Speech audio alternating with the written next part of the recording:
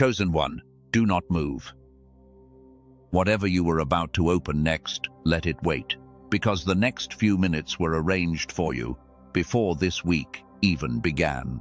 This Sunday will be the best day of your life, and I need you to understand that this is not encouragement. It is not a wish. It is something that was already decided in a room you have never been allowed to enter. And here is the part that will unsettle you if you let it.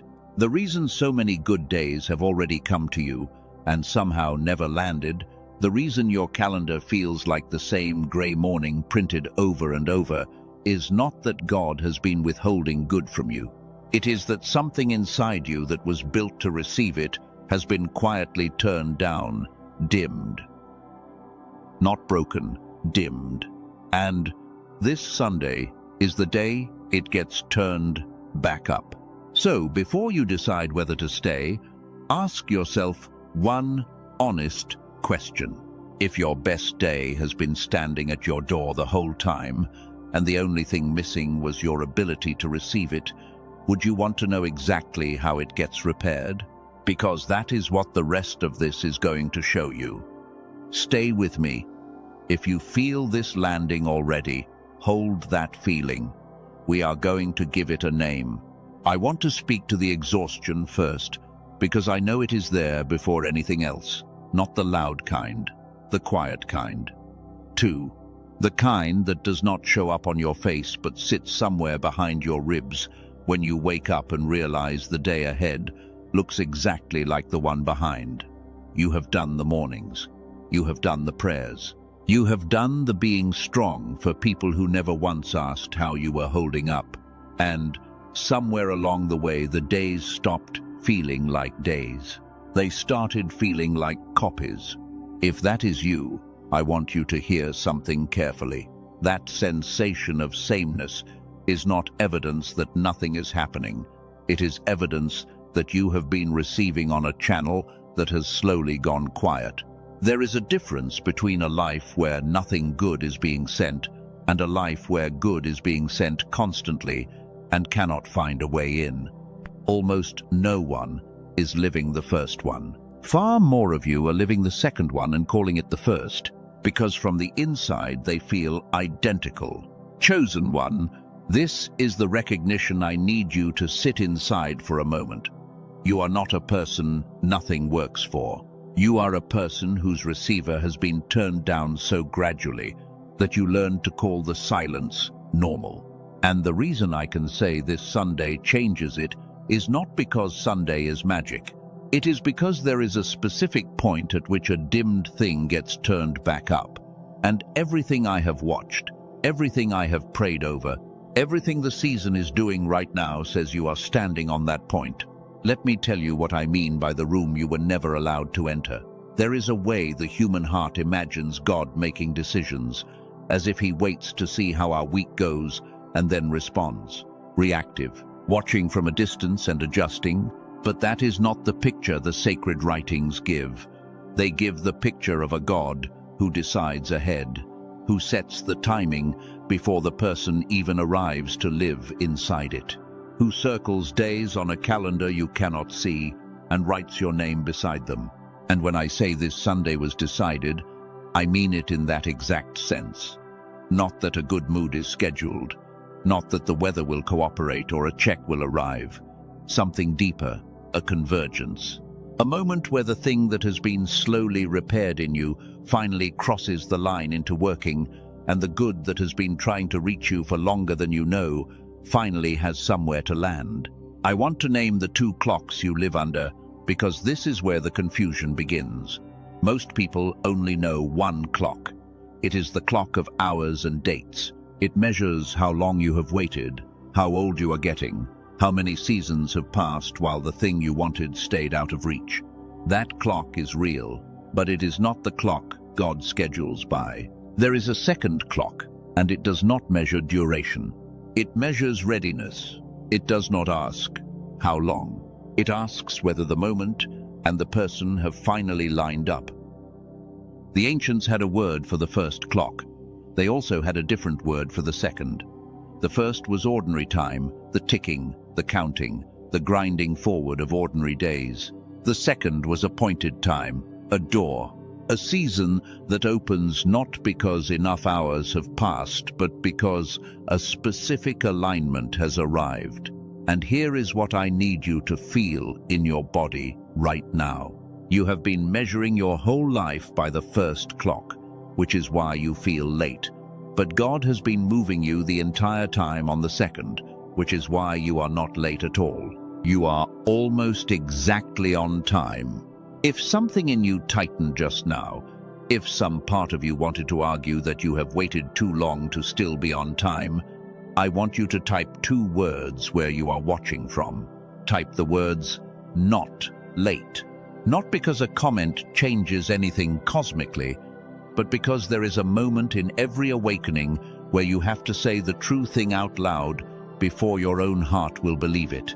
And this is yours, not late. Let your own hands testify to what your mind has been too tired to hold. Now let me take you into the mechanism, because I promised you a name, and I do not want to leave you with only comfort. Comfort without understanding fades by Tuesday. What holds is when you finally see how the thing actually works. So stay with me through something slightly more careful, because on the other side of it, your Sunday stops being a hope and becomes something you can almost feel the shape of. Picture 2 people receiving the exact same gift on the exact same day. The gift is identical. The timing is identical. But one of them experiences it as the best day of their life, and the other barely registers it and forgets it by evening. What is the difference between them? It is not the gift. The gift was the same. The difference is entirely inside the one receiving. One had the capacity to take it in. The other had a receiver so dimmed that the gift passed through them like light through a fogged window, present, real, unfelt. This is the truth almost no one tells you about good days. A best day is not primarily an event that happens to you. It is a reception that happens in you. The circumstances are only half of it, and honestly the smaller half. The larger half is whether the part of you built to receive is awake enough to hold what arrives. And that part, chosen one, is exactly what has been dimmed in you, and exactly what is scheduled to be restored. I want to tell you where the dimming comes from, because you have carried a quiet shame about it for years, and it was never yours to carry. You were not born dimmed. Watch a child on an ordinary afternoon. A child can receive a completely normal day as if it were the greatest day that has ever occurred. A puddle, a cardboard box, a patch of sunlight on the floor. The child is not receiving better circumstances than you. The child is receiving with a faculty that is fully awake, fully turned up, undimmed. You had that once. Every single person listening to me had that once. And then, slowly, it was turned down. Not by one event, by the accumulated weight of a way of living that rewards you for numbing, for pushing through, for feeling less so you can produce more. Disappointment taught you to expect less so that less would hurt less. Responsibility taught you to override what you felt so you could keep functioning. And each of those was survival, so I will not shame a single one of them. But the cumulative effect, the sum of 10,000 small turnings down, is a receiver that now sits at a fraction of the setting it was born at. And a receiver at a fraction of its setting will experience even a genuinely good day as gray.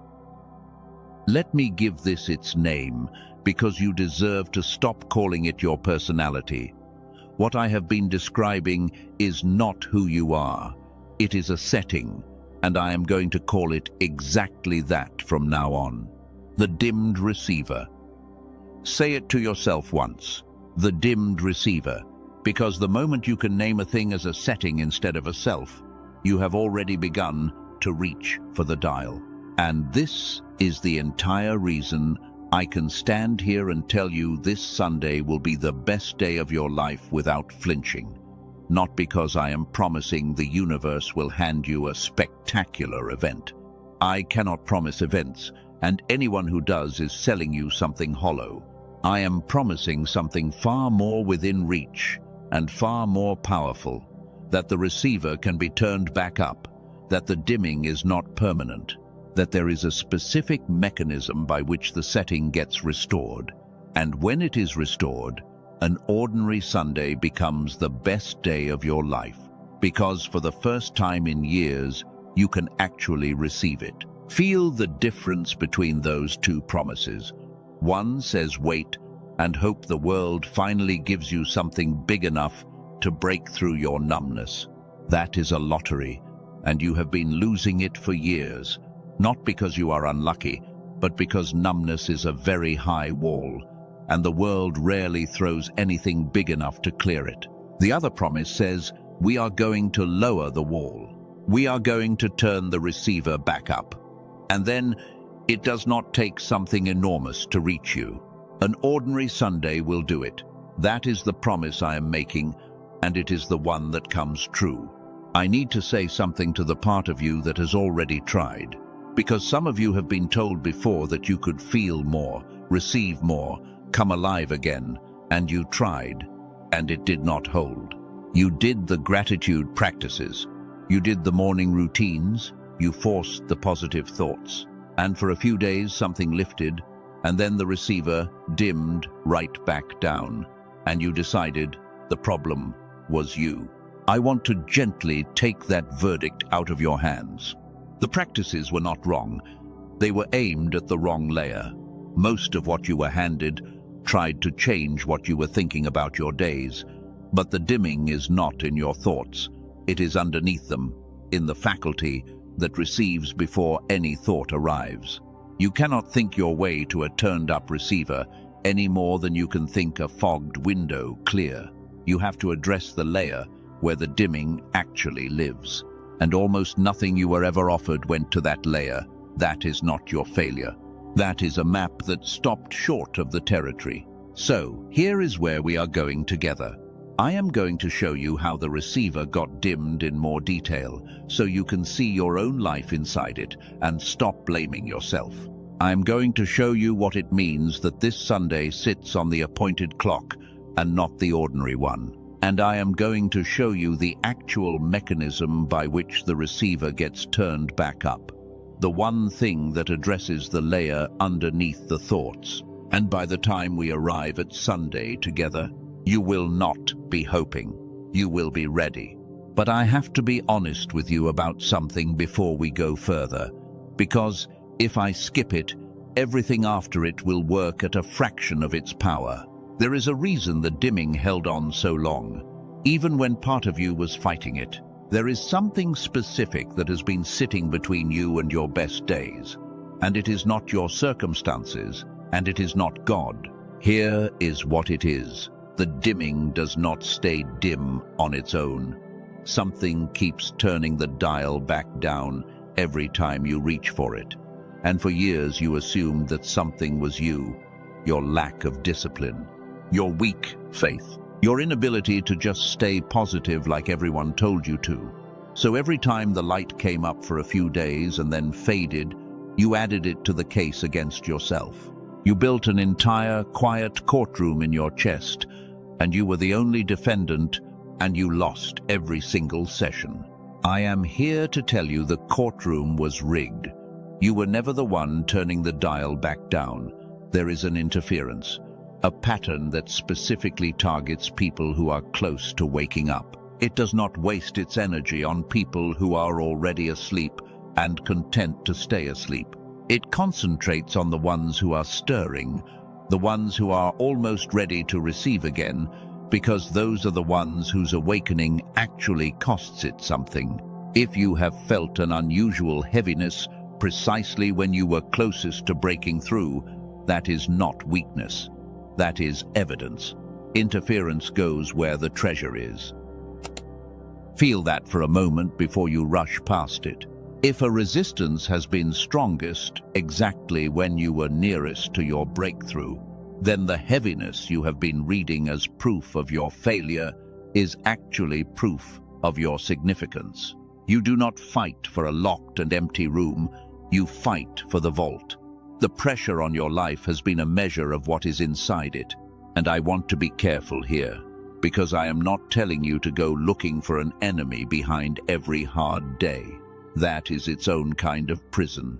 I am telling you something simpler and more freeing. The reason your previous attempts did not hold was not that you are broken. It was that you were addressing the light and never the dial and never the hand on the dial. When you finally address all three at once, the layer of the receiver, the setting of the dial, and the interference that keeps reaching for it, the dimming does not creep back the way it always has. That is the difference between this Sunday and every Monday that undid your last 100 fresh starts. Some of you just exhaled. I heard it even though I cannot hear it. That exhale is the sound of a verdict being overturned. Sit in it. You have spent years believing you were the problem, and in the space of a few sentences, you have been shown that you were the target, which is a completely different thing. A problem gets fixed. A target gets defended. And you are about to learn how to be defended. Before we go on, I want to give your recognition somewhere to land, because a truth like this needs a marker or it evaporates. If you have felt the heaviness get worse exactly when you were closest to hope, type 3 words where you are watching. Type, "Not my fault." Say it with your hands, because your hands will believe it before your mind does, and your mind has been the last one to get this news for a very long time. Not my fault. Let the words sit there under this so that when the heaviness tries to return, you have already testified against it. Now, I mentioned that there is a mechanism by which the receiver gets turned back up, one that reaches the layer underneath the thoughts, underneath the practices you already tried. I am not going to open the whole of it yet, because there is more you need to see first for it to make sense, but I will tell you this much now, so it can begin working on you quietly while we walk. What finally turns the receiver back up is not more effort. It is not more information. It is a specific kind of restoration that works on the receiver directly, the way you would repair an instrument rather than lecture it. It is nearer to you than you think, and later I am going to show you exactly what it is and how ordinary people have used it to come back to life. For now, just hold the shape of it. The receiver can be repaired. There is a way. We will get there. For now, come back with me to the 2 clocks, because this Sunday is standing on the second one, and I want you to understand why that matters so much for you specifically. Remember, the first clock counts hours, and the second counts readiness. Here is the thing about readiness that almost no one tells you. Readiness is not the same as feeling ready. In fact, the two are often opposites. The people who feel most ready are frequently the least, and the people who feel least ready, the tired ones, the ones who have almost given up, are frequently standing right on the threshold without knowing it. Why? Because the appointed clock does not advance when you feel strong. It advances when you have been emptied of every counterfeit source of strength, so that what finally fills you cannot be mistaken for your own doing. If you feel scraped down to almost nothing right now, if you feel like you have run out of your own resources, I want you to consider that you are not at the end of something. You are at the exact readiness the second clock has been waiting for. The emptiness you are reading as failure is the emptiness that appointed times require. You cannot receive a best day while your hands are still full of the ways you have been surviving. That is why this Sunday, and not one of the 1,000 Sundays behind you, not because those were denied you out of cruelty, because on those Sundays your hands were still full, your receiver was still being reached for, and the readiness had not converged. And now it has. The dimming has been exposed, the interference has been named, the hands are finally empty enough. The second clock has moved to the position it was always moving toward. And on the appointed day, when a dimmed and reached for and finally emptied person has their receiver turned back up, the most ordinary Sunday in the world becomes the best day of their life. I want to walk you through what that day can actually feel like, not as a fantasy, but as a preview of your own reception coming back online, because I think part of you has forgotten what it even feels like to receive. Picture waking on that Sunday and, before anything has changed on the outside, noticing that the light coming through the window is not grey. Not because the sun is different, because you are. Picture the first cup of the morning tasting like something instead of nothing. Picture a small kindness from a stranger actually reaching you instead of bouncing off the numbness. None of these are large events. That is the entire point. When the receiver is turned back up, you no longer need large events. The ordinary becomes overwhelming in the best possible way, because you are finally able to hold it. And I want you to notice the ache that just rose in you when I described that, because that ache is important. That ache is not grief. It is memory. It is the part of you that remembers being able to receive like that, confirming that this is real, that you are not being sold a stranger, that you are being reminded of yourself. Hold on to that ache. It is your own receiver stirring at the description of being turned back up. That stirring is the beginning. By Sunday, it will not be a stir. It will be a return. There is so much more I have to show you, and I am going to take it slowly and carefully, because I do not want you to merely feel good for the length of this message, and then dim back down by morning. I want the light to stay up this time. That means we have to go deeper into how the receiver actually works, what specifically has been reaching for your dial, and the exact way ordinary people have turned theirs back up and kept it there. Stay with me, because the next thing I am going to show you explains why the good you already received in your life never got to count, and once you see it, you will never let another day slip through you unfelt again. Let me show you why the good you already received never got to count, because until you see this clearly, you will keep waiting for a bigger event to save you, and a bigger event is not what you need. What you need is to stop losing the good that already arrives. Think back over the last year of your life, not the hard parts, the good ones. There were good moments, a conversation that went well, a morning that started soft, a moment when someone looked at you with something like love, a small door that opened at work. There were good moments, more than your memory admits, because here is the cruelty of the dimmed receiver. It does not only make the present feel grey, it edits the past.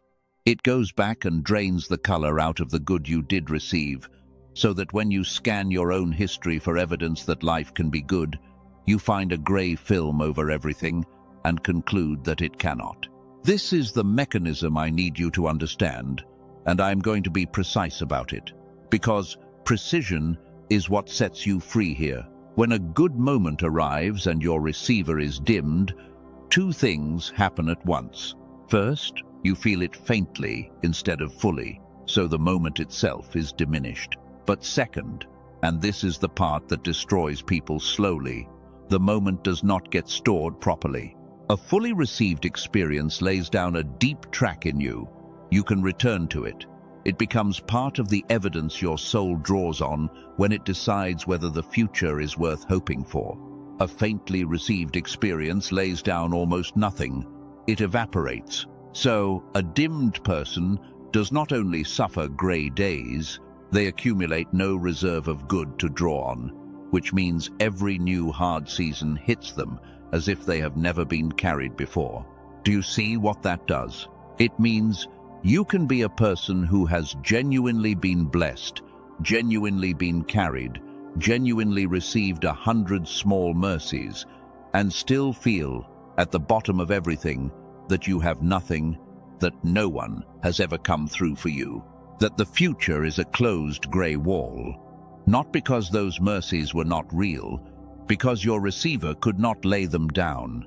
You have been living off an empty reserve while standing in a field that has been quietly feeding you the whole time. I want you to let that reframe your entire sense of your own life. You are not a person who has received little. You are a person who has retained little. And those are completely different diagnoses with completely different cures. If you had received little, your only hope would be that the world finally gives you more, and you cannot control that. But if you have received much and retained little, then the cure is entirely inside your reach, because it is about repairing the retention, turning the receiver back up, and the very first thing that happens when it comes back up is that the reserve begins to fill. And here is the part that will make you sit up. When the receiver is restored, it does not only start capturing new good, it reaches back. People describe this again and again when their reception comes back online. They start remembering good that they had completely lost. A kindness from years ago suddenly returns with its color intact. A season they had filed under wasted reveals itself to have been full of provision they were too dimmed to log at the time. The restoration is not only forward, it is a recovery of a life you thought you never had. That is part of what your best day contains. Not just new good arriving, but old good returning to be counted at last. I told you the dimming has a hand on the dial, and I want to add one more layer to that now, because it explains something about your timing that will comfort you. The interference is not creative. It is repetitive. It uses the same few moves over and over because they work. And one of its favorite moves is this.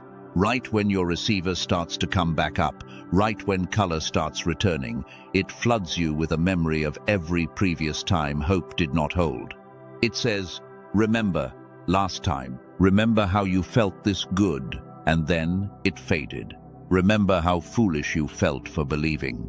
And that flood is designed to make you turn your own dial back down preemptively, to protect yourself from the disappointment before it can happen. If you know that feeling, the way hope itself starts to feel dangerous, the way you flinch away from good news because you cannot survive being let down again, I want you to hear me clearly. That flinch is not wisdom. It has disguised itself as wisdom for years, but it is the interference wearing the mask of self-protection.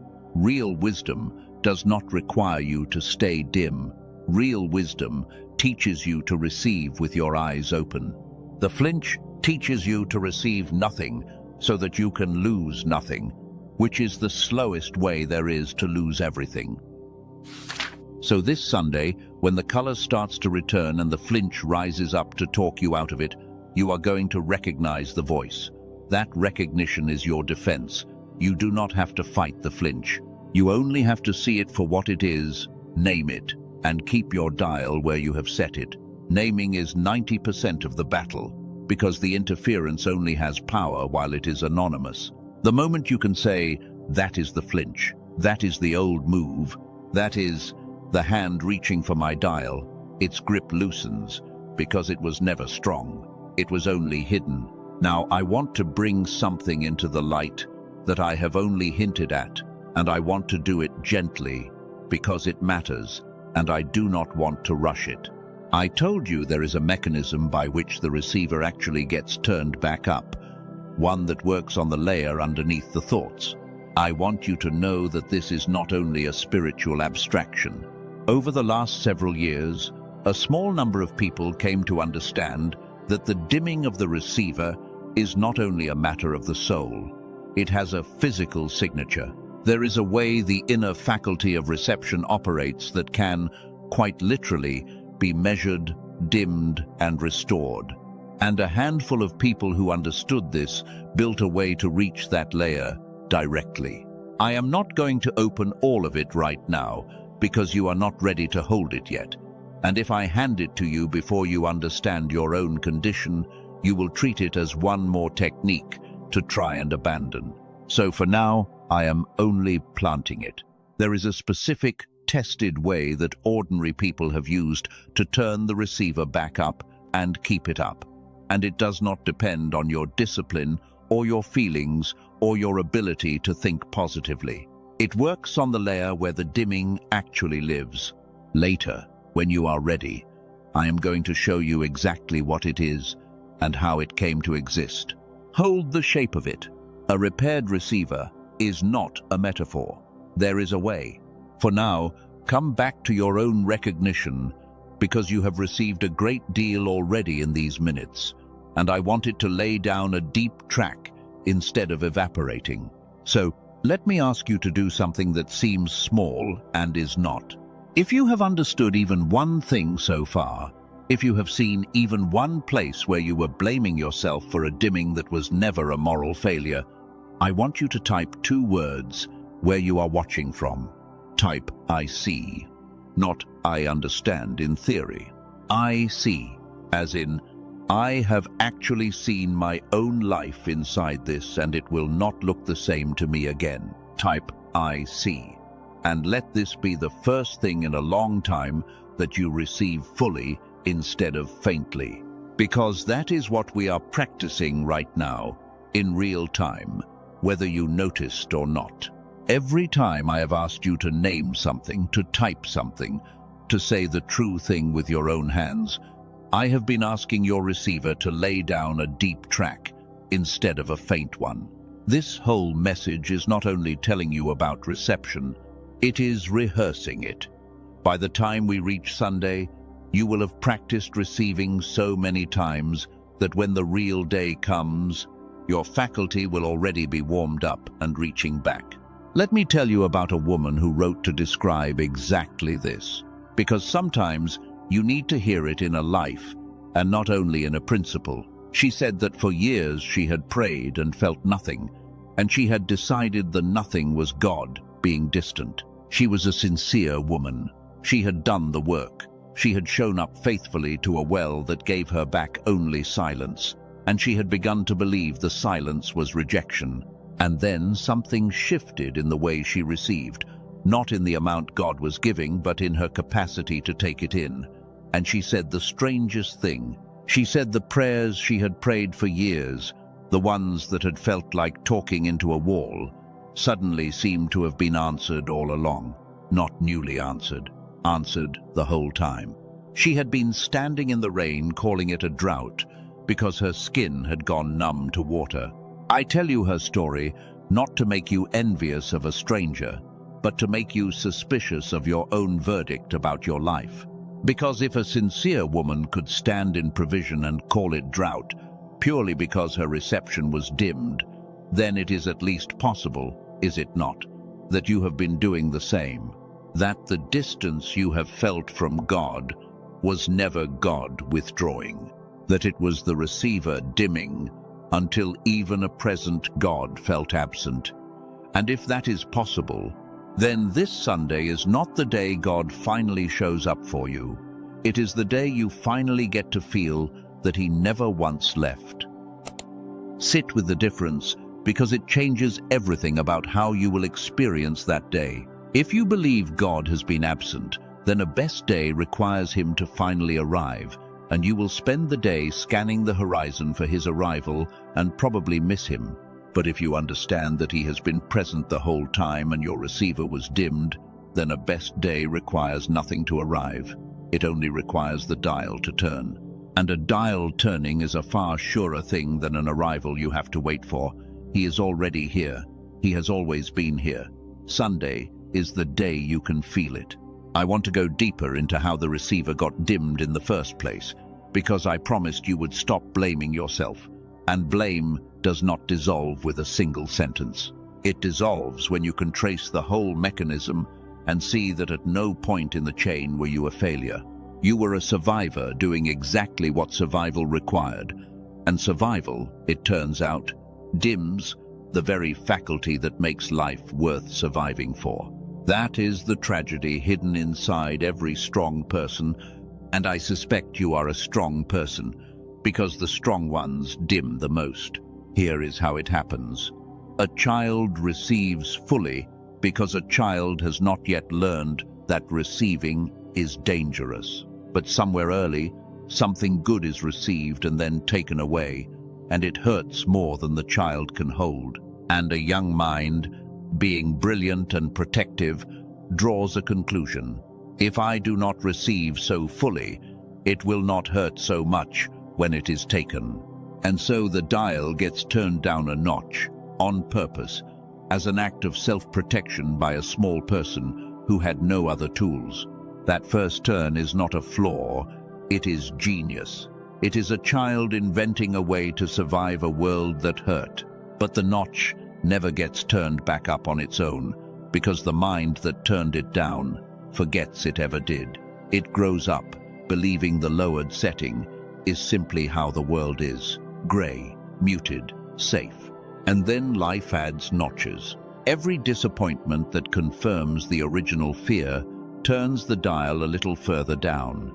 Every season of pushing through, of overriding what you felt in order to function, presses it lower. Every time you were praised for being strong, when you were actually just numb, the numbness got rewarded and the dial got locked. By adulthood, a faculty that was born at full is running at a fraction, and the person operating it has no memory of ever setting it there. So they conclude the fraction is their nature. Do you hear that there is no failure anywhere in that chain? A child protected itself. An adult kept functioning. A survivor survived. At every step you did the wise and necessary thing for the moment you were in. The dimming is not the residue of your weakness. It is the residue of your strength, applied for years to the work of enduring. And that is exactly why you cannot be blamed for it, and exactly why it can be undone. Because a setting that was turned down can be turned back up, especially by someone who finally understands that it was only ever a setting. I need to prepare you for something now, because the turning up is coming, and there is a part of it that catches people off guard. When the receiver comes back up, the first thing you feel is not always joy. Sometimes it is grief. Because a faculty that has been numb for years, when it comes back online, feels everything at once, including all the good it missed. People weep when their reception returns, and they think something has gone wrong, and nothing has gone wrong. That grief is the sound of a life being counted at last. It passes quickly and it leaves joy behind it, but I want you to know it may come first, so that when it does, on Sunday or before, you do not mistake the beginning of your healing for a relapse into pain. That is what a real awakening costs and what it gives. It asks you to feel the missed years for a moment, so that you can stop missing years from here forward. It is the most worthwhile trade a human being can make, and this Sunday is when it becomes available to you. So do not be afraid of the ache. Do not turn the dial back down when the first wave of feeling comes. Let it move through you, because right behind it, closer than you can imagine, is the color you have been missing for longer than you have let yourself know. We are only getting started, and I know some of you are already feeling the dial move, already feeling the first threads of color coming back into these very minutes. Hold that. Do not grab it too tightly, and do not talk yourself out of it. In what comes next, I am going to take you into the exact difference between the two clocks, so you can know, with certainty, why your appointed day is this one, and not some distant someday, and I am going to begin showing you the way the receiver gets restored for good. Stay with me. The best part is still ahead, and you are closer to it than you have been in years. I want to take you all the way into the two clocks now, because your certainty about this Sunday depends on it. Most people live their entire lives on the first clock and never once suspect the second exists. The first clock is the one on your wall and the one in your chest that counts how long, how old, how late. It is a real clock and it measures a real thing, but it was never the clock your life is actually scheduled by, and living by it alone is the reason you feel behind when you are not behind at all. The people of the ancient world understood this in a way we have almost entirely lost. They knew that there was ordinary time, the steady ticking of ordinary days, one indistinguishable from the next. And they knew there was another kind of time entirely, a time that did not flow but arrived, a time that was not a duration but a door. You could not earn it by waiting, and you could not rush it by striving. It opened when a specific convergence was complete, when the person and the moment and the readiness had all finally lined up. And when it opened, more could happen in a single hour than had happened in the 10 flat years that led up to it. Here is why this matters for you, and not just as history. You have been evaluating your entire life by ordinary time. You have been counting the years the thing did not come, the seasons that passed, the birthdays that arrived, while the promise stayed out of reach. And by that measurement you have concluded that you are late, that you have missed it, that the window is closing or already closed. But that measurement is using the wrong clock. On the appointed clock, none of those years count against you the way you think.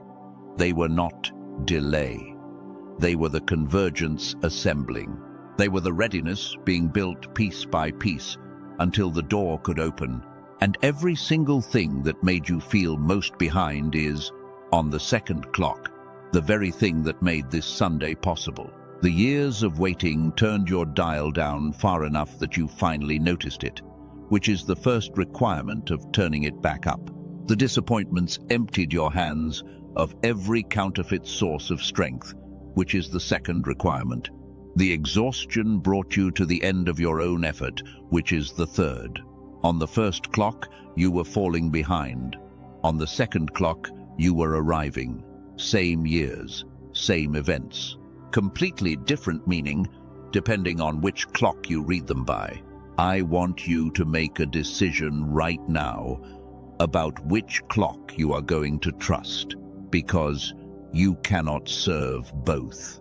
If you keep reading your life by ordinary time, this Sunday will be one more square on a calendar, and you will let it pass.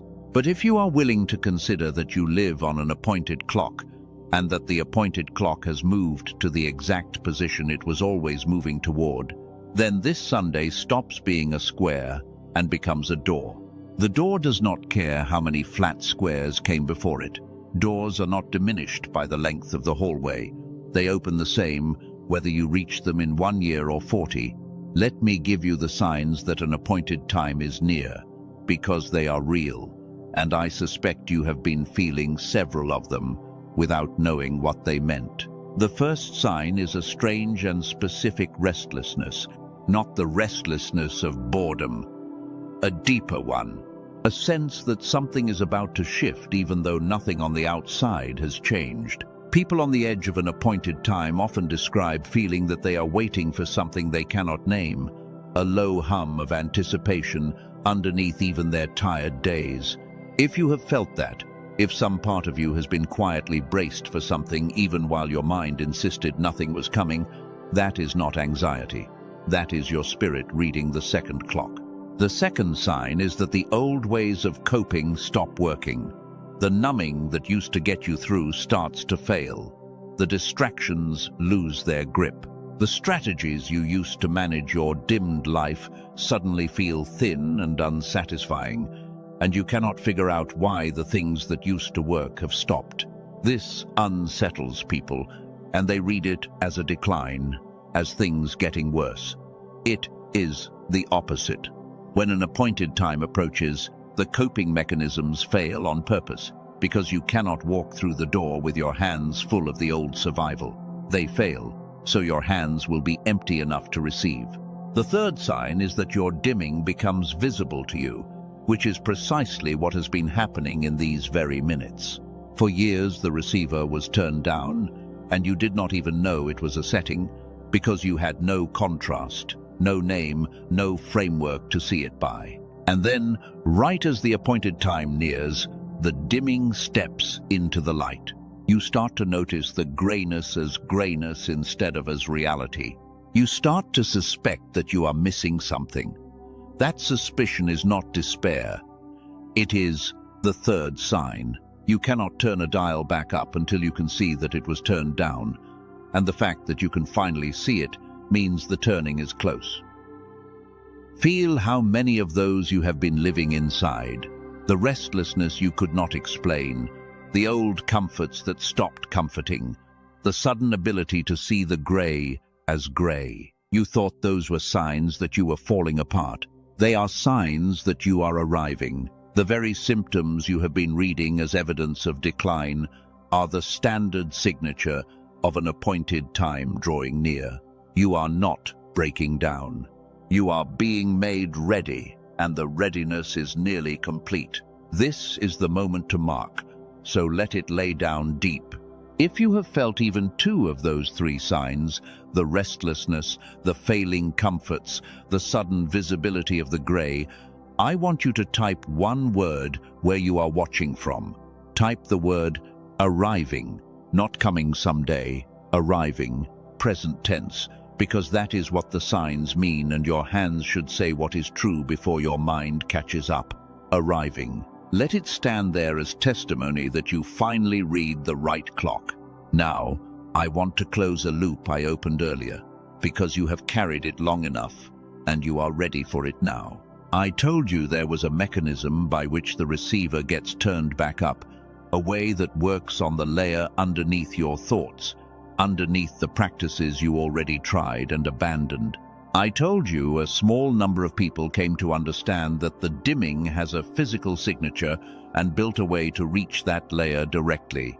And I told you I would show you what it is when you were ready. You are closer to ready now, so let me bring it a little further into the light, though not yet all the way.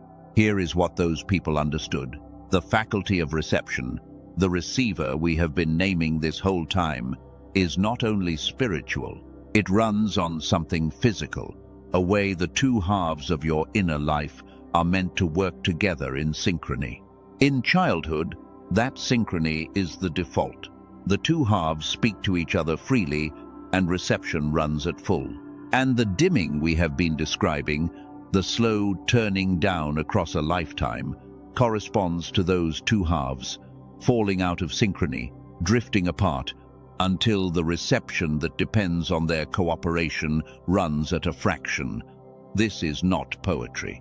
It is measurable, and it means the restoration is not only a matter of belief, it is a matter of restoring the synchrony. For most of history, there was no direct way to do that. You could pray, and prayer helps, but prayer was working uphill against a physical dyssynchrony. It was never designed to repair by itself. You could meditate for years and slowly, partially, coax the halves back toward each other. But it was slow and it was hard, and most people gave up long before the synchrony returned, and then blamed themselves, exactly as you have blamed yourself. What changed recently is that a small number of people found a way to restore the synchrony directly at the physical layer in a fraction of the time, without depending on your discipline or your ability to feel your way there. I am going to show you exactly what that is very soon. For now, let it settle. The receiver runs on a synchrony. The synchrony can be restored. There is now a direct way. Hold it. I can feel some of you leaning in, wanting me to hand it over right now, and I am not going to yet. And I want you to trust the timing, because it is the same lesson as the two clocks. If I hand you the way before you have fully seen your condition, you will treat it as a technique, and it will not hold. Exactly like everything else you tried and abandoned, the way only works when it lands in a person who understands what it is repairing and why. So let me finish preparing the ground, and then I will place it in your hands at the moment you can actually receive it, which is the only moment it does any good. Let me show you what your life begins to look like when the synchrony is restored and the receiver comes back to full, because I want you to have a target vivid enough to walk toward. Picture the ordinary parts of your day beginning to return their color, not because your circumstances have transformed, but because you can finally take them in. The morning light, the taste of the first cup, the sound of someone you love moving through the house. These come back first, the small received things, and they come back with a force that surprises people because they have been starved of them for so long without knowing it. Then something deeper returns. Your prayers stop feeling like talking into a wall because the wall was never God. The wall was your own dimming, and when the receiver comes back up, the presence you had concluded was absent turns out to have been filling the room the entire time. People describe this as the single most disorienting and beautiful part of the restoration. The discovery that the God they had been straining to reach across a great distance was never at a distance at all, that the distance was inside their own dimmed faculty, and that the moment the faculty came back up, the distance simply was not there. And then the largest thing returns, the one you have almost given up on. Hope, real hope, not the forced optimism you have been manufacturing and losing. Because hope is not a decision you make against the evidence. Hope is what a restored receiver produces automatically when it finally starts logging the good again and building a reserve. You cannot talk yourself into durable hope while your receiver is dimmed, and you do not have to manufacture it once your receiver is restored. It rises on its own from the reserve, the way it did when you were a child, and hope was simply the natural state of a faculty that received fully. That is what is being returned to you, not a mood. Your original capacity to hope. I want to catch the objection that is rising in some of you right now, because it is an honest one, and it deserves an honest answer. Some of you are thinking, this sounds wonderful, but I have heard wonderful before, and every time I let myself believe it, I paid for it with a deeper fall. So you are holding back, guarding the dial, refusing to hope so you cannot be hurt. I honor the wound under that, but I want to show you the flaw in it. The strategy of refusing to hope in order to avoid pain does not actually avoid the pain. It only trades a sharp pain you might feel for a dull pain you definitely feel every single day, forever. You have chosen the guaranteed low-grade ache of a dimmed life over the risk of a bright one, and I understand why. But this Sunday is your chance to make a different trade, and this time you will not be making it alone or unarmed. You will understand the mechanism. You will know the way. You will not be white-knuckling a hope you cannot sustain. You will be turning up a receiver that then sustains the hope for you. So let me ask you to do one more act of reception before we go into the deepest part of this, because you are about to receive the most important thing I have to give you, and I want your faculty warmed up and open when it arrives. If you are willing, even a little, to consider that the guarded life has cost you more than the risky one would, type 3 words. Where you are wafer, type open the dial. Say it with your hands as an act of willingness, not certainty. You do not have to be sure. You only have to be willing. Open the dial. Let that willingness be the doorway through which everything else can come. Because what comes next is the turning point of everything. I have shown you the dimming, the interference, the 2 clocks, the signs that your day is near, and the truth that the receiver runs on a synchrony that can be restored. Now I am going to take you into the deepest closure of all, the plain and simple why underneath everything, and then I am going to place in your hands the exact way the receiver gets turned back up and stays up. This is the part you have been waiting for without knowing it. Do not leave now.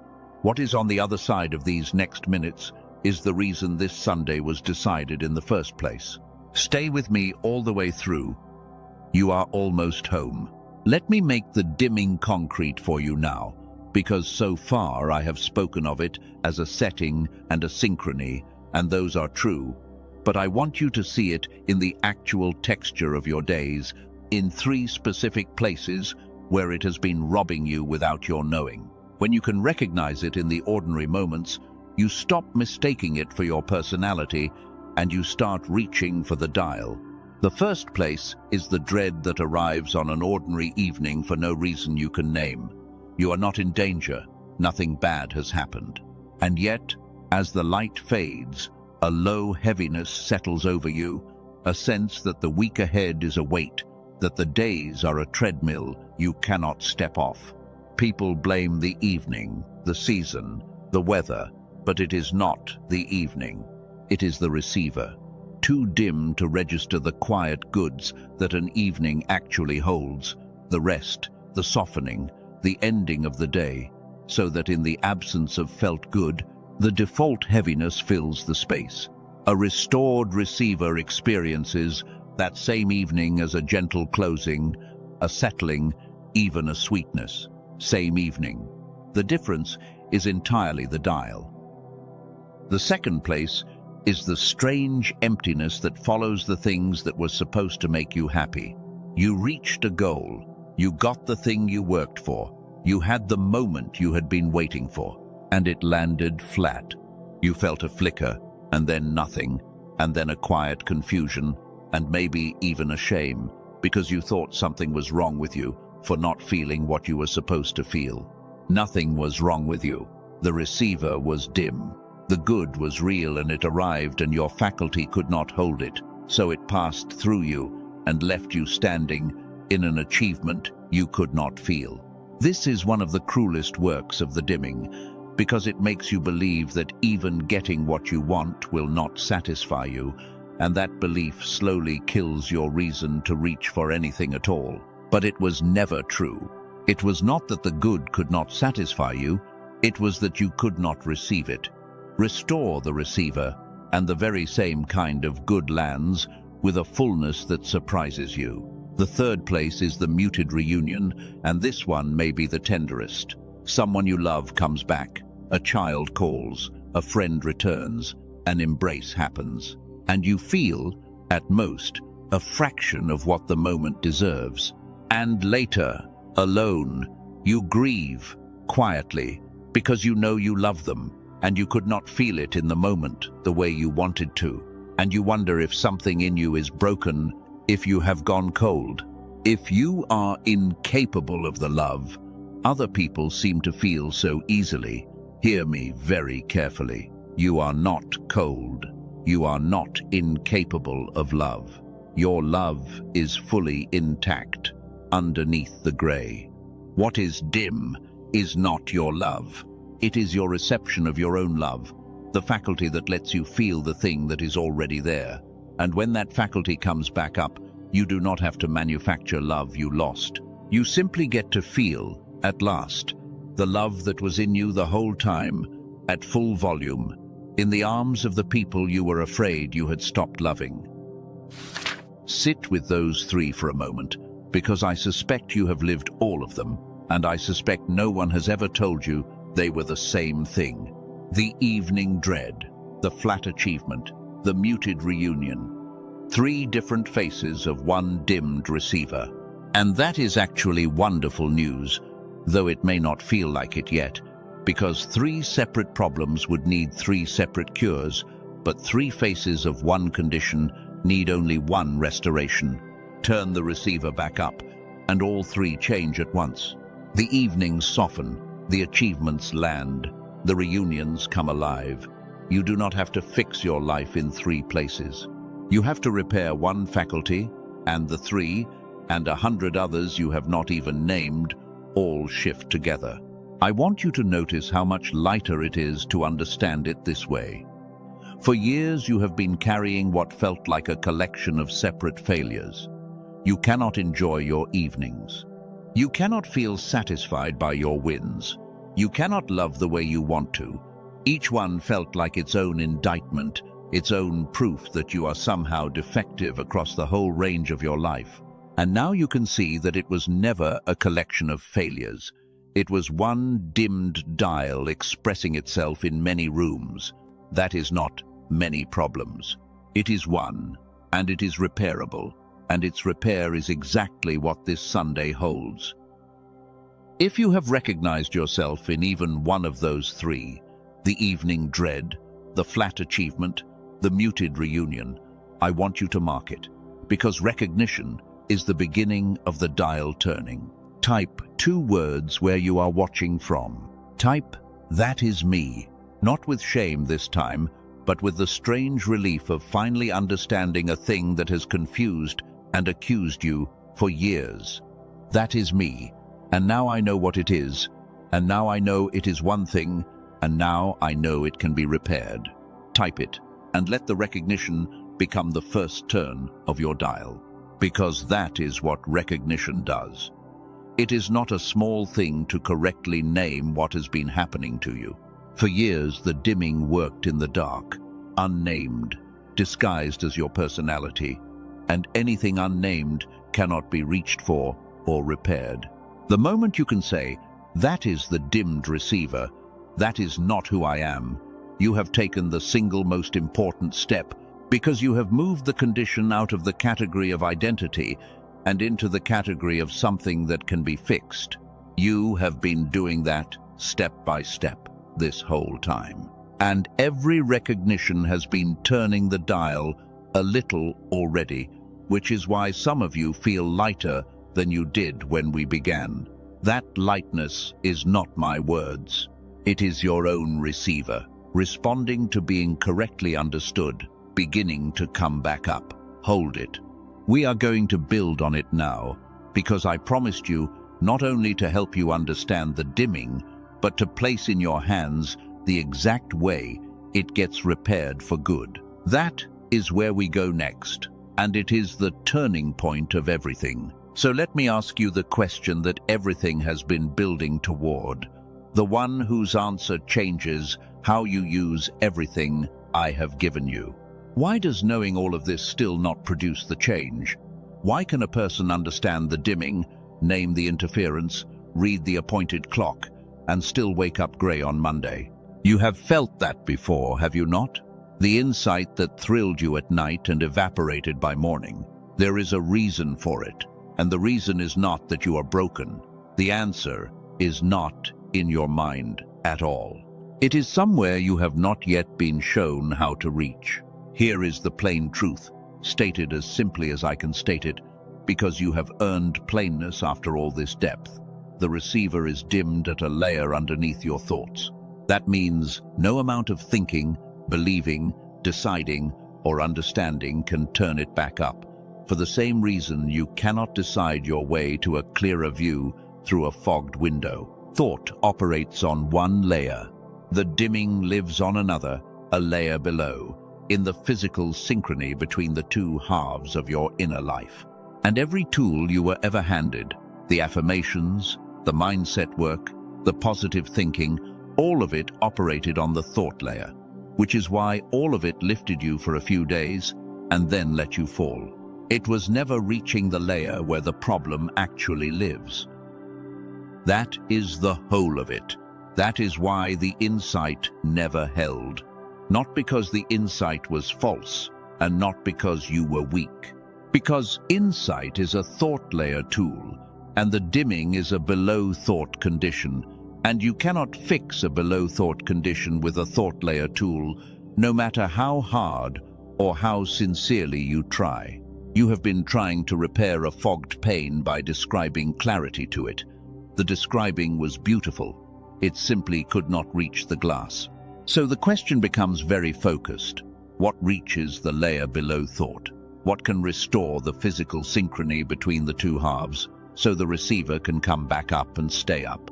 And that is the whole of what you actually need, not more understanding. You have enough understanding now. You need the one thing that works on the correct layer. And the good news, the news this entire message has been walking you toward, is that such a thing now exists. It is real, it is tested, and it is within your reach today. That is who you have been.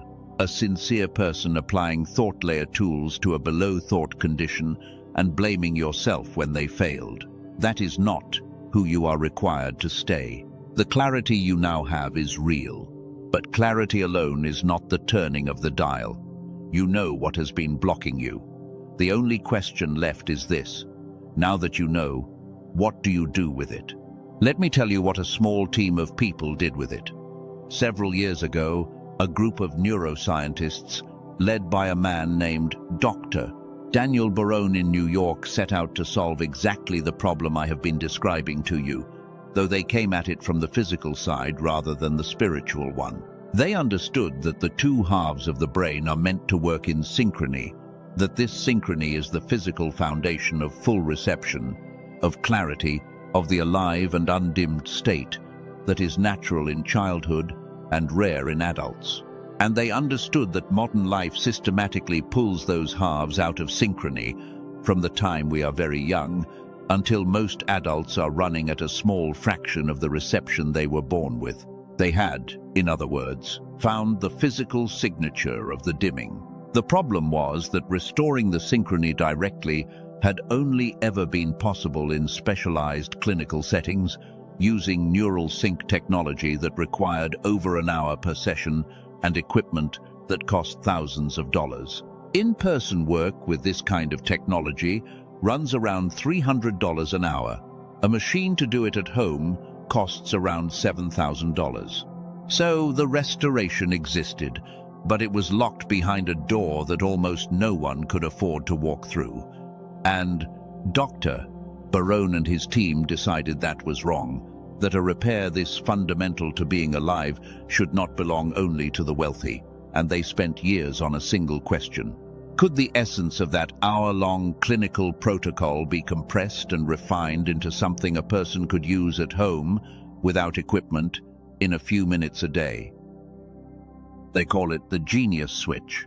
The genius switch is what they built. They took over an hour of clinical neural sync technology, the kind of whole-brain activation protocol used in specialized medical settings, and through an intensive process of compression and refinement, they turned it into an 8-minute targeted auditory sequence.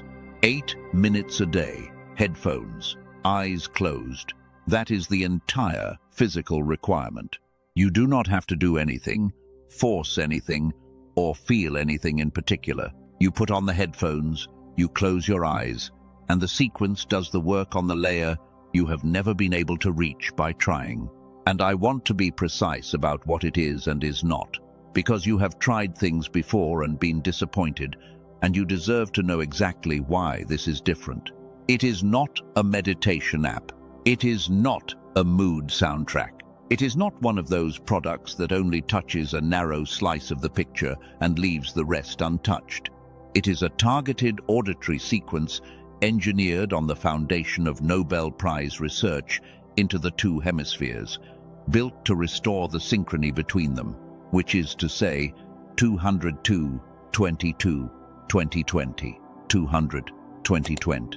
Built to reach the exact layer underneath thought where your dimming has been living this whole time. It does not lecture the fogged window, it clears the glass. If you have tried other things in this space before and found them underwhelming, that experience is not an argument against this. It is an argument for it, because the reason those things underwhelmed you is that they worked on a fraction of the picture. They addressed a surface layer and left the synchrony untouched, so the receiver stayed dimmed and you concluded nothing works. What Dr. Barone and his team built targets the synchrony itself at the whole brain level using a multi-layer protocol developed from years of clinical refinement.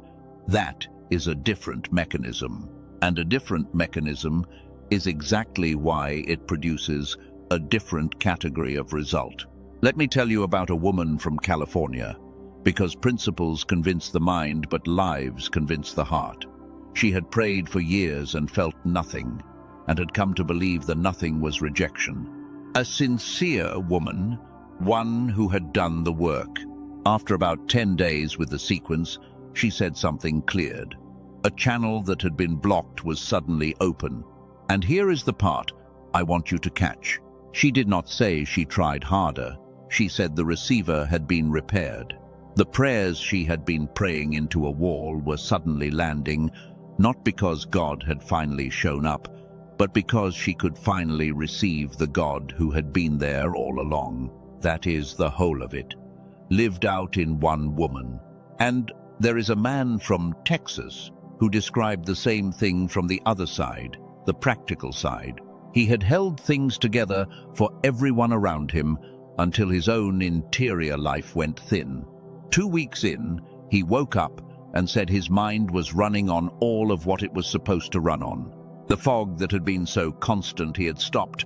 Even registering it as fog was simply gone. The genius switch is not for everyone, and I want to be honest about that. It is for the chosen one, who understands that God prepared not only the promise, but the mind that has to walk into it. It is for the person who has been sincere for years, who has done the work, who has felt the call clearly, and kept returning to it even when the evidence refused to cooperate. It is for the one who is finally willing to stop treating the fog as a character flaw and start treating it as something with a specific address that can be repaired. Most people who hear about this will scroll right past it. They have accepted the reduced version of their own mind as permanent. You are still here. That is not an accident. That is the exact kind of persistence that belongs to the person this was built for. Now let me tell you what something like this is worth, and then what it actually costs, because the gap between the two is part of the story. Restoring hemisphere synchrony in a clinical setting, as I told you, runs about $300 an hour in person, and a home machine to do it runs around $7,000. Dr. Barone and his team could have priced this near what the clinical equivalent costs. Colleagues who saw what it did told them it would be an incredible value even at $500, but that would have rebuilt the very door they were trying to tear down, the door that keeps this locked away from the people who need it most. So they did not price it at $500. They did not price it at $200. They did not price it at $100. They released it at $49. And then they went further, because on this page today there is an additional $10 off, which brings the entire thing, the compressed essence of an hour of clinical neural sync technology, the repair for the exact layer you have never been able to reach by trying, to $39. One time. $39. That is less than most people spend without thinking on a dinner they will not remember, in exchange for the restoration of the faculty that determines whether they can receive anything at all. Plus, and this matters, it comes with 4 things added at no cost. A guided visualization from a well-known calm and meditation resource to deepen the work, a practical guide to the common foods that quietly worsen the fog, one that can save a household well over $100 a month at the ordinary places you already shop. A manifestation text over 100 years old, considered by many to be the root of nearly every modern technique for drawing good toward you. And a simple printable set of the core habits that keep the receiver turned up once it has been restored. Those are included, not sold, when you take the step today. And here is the part that removes the last of the risk from your shoulders and places it entirely on theirs. The whole thing is backed by an unconditional money-back guarantee. Listen to it once. Listen to it 80 times. If it does not do for you what it has done for over 18,000 people, every dollar comes back to you. No conditions, no fine print, no hoops. That is not the posture of someone selling you a hope. That is the posture of a team that has watched this work so many times, they are willing to carry all of the risk so that you can carry none of it. The only thing you cannot get back is another year of grey mornings spent believing the dimming was who you are. I have to tell you one true thing about the timing, and then I will let you sit with it without pressure. The $39 price is not guaranteed beyond this page. Dr. Barone and his team have communicated that the price will increase. I am not telling you that to rush you, because a decision made in panic is a decision that does not hold. I am telling you because it is simply true, and because it would be its own kind of dimming for me to hide a true thing from you. What limited access to clinical-grade neurological restoration looks like is a low price that does not stay low forever. You can find the path in the description and the pinned comment whenever your own spirit confirms it. It has been there this whole time, waiting, the same way the good has been waiting, for a receiver ready to take it in.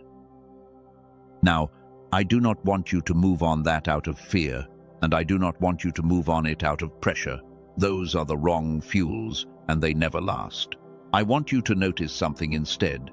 The resistance you may be feeling right now, the voice saying not yet, not this, not for you, the very flinch we named earlier, is not neutral information. It is the same hand that has been reaching for your dial your entire life. And it always gets loudest at the exact moment you are closest to the thing that would turn the dial back up for good. You do not have to obey it. You only have to recognize it. That is all defense has ever required. So if your spirit is quiet and clear and says yes, the path is below, and it will still be below when you are ready. And if your spirit says not yet, honor that too, and stay with me, because there is more of your restoration to receive right here, and we are not finished. We are, in fact, about to reach the most important part of all. Now I want to take you somewhere gentler, because you have received a great deal, and your faculty needs to settle and integrate before we climb to the peak. So, set everything practical aside for a moment. Whatever you decide about the path below, decide it later. Right now, I only want to walk with you into what your life actually becomes when the receiver is restored. Because you have been so long in the gray that I think you have forgotten the shape of your own future, and I want to give it back to you. Let us start with the mornings, because mornings are where the dimming has hurt you most. Right now, your mornings arrive already gray. You open your eyes, and the weight is there before the day has even done anything to earn it. It is not that something bad has happened, it is that the receiver is too dim to register anything good, so the default state is a low, flat heaviness that colors everything after it. That is your baseline, and you have lived on it so long. You think it is simply what mornings are. Now, picture the morning after the synchrony returns. You open your eyes and, before a single circumstance has changed, the weight is not there. In its place is something you have not felt since you were young. A neutral that is actually pleasant. A quiet readiness. The light through the window reaches you instead of stopping at the glass. The first sounds of the house reach you. You lie there for a moment and realize, with a strange ache, that nothing is wrong. Not because your problems vanished overnight, but because the faculty that used to convert everything into gray has come back online, and its default is no longer heaviness. Its default is reception. That is the first thing you get back, your mornings. And when your mornings change, the whole architecture of your day changes on top of them. Now let me take you into the part of your life you have quietly grieved the most, which is your relationships. Here is what the dimming has done to them, and I say it gently, because it was never your fault. When the receiver is dim, the love that people offer you cannot fully land. Someone can care for you genuinely, and you feel it faintly, and so you conclude at the bottom of yourself that you are not truly loved, or not loved enough, or alone in a way no one understands. And that conclusion changes how you show up. You guard. You withdraw. You test.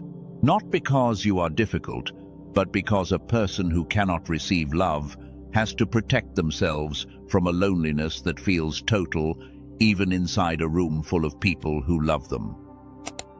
Watch what happens when the receiver comes back up. The love that was always being offered begins to land. The affection in a familiar voice, which used to bounce off you, reaches you. The loyalty of the people who stayed, which you could never quite feel and therefore never quite trusted, becomes real to you at last. And as it lands, the guarding relaxes, because you no longer have to protect yourself from a loneliness that is dissolving.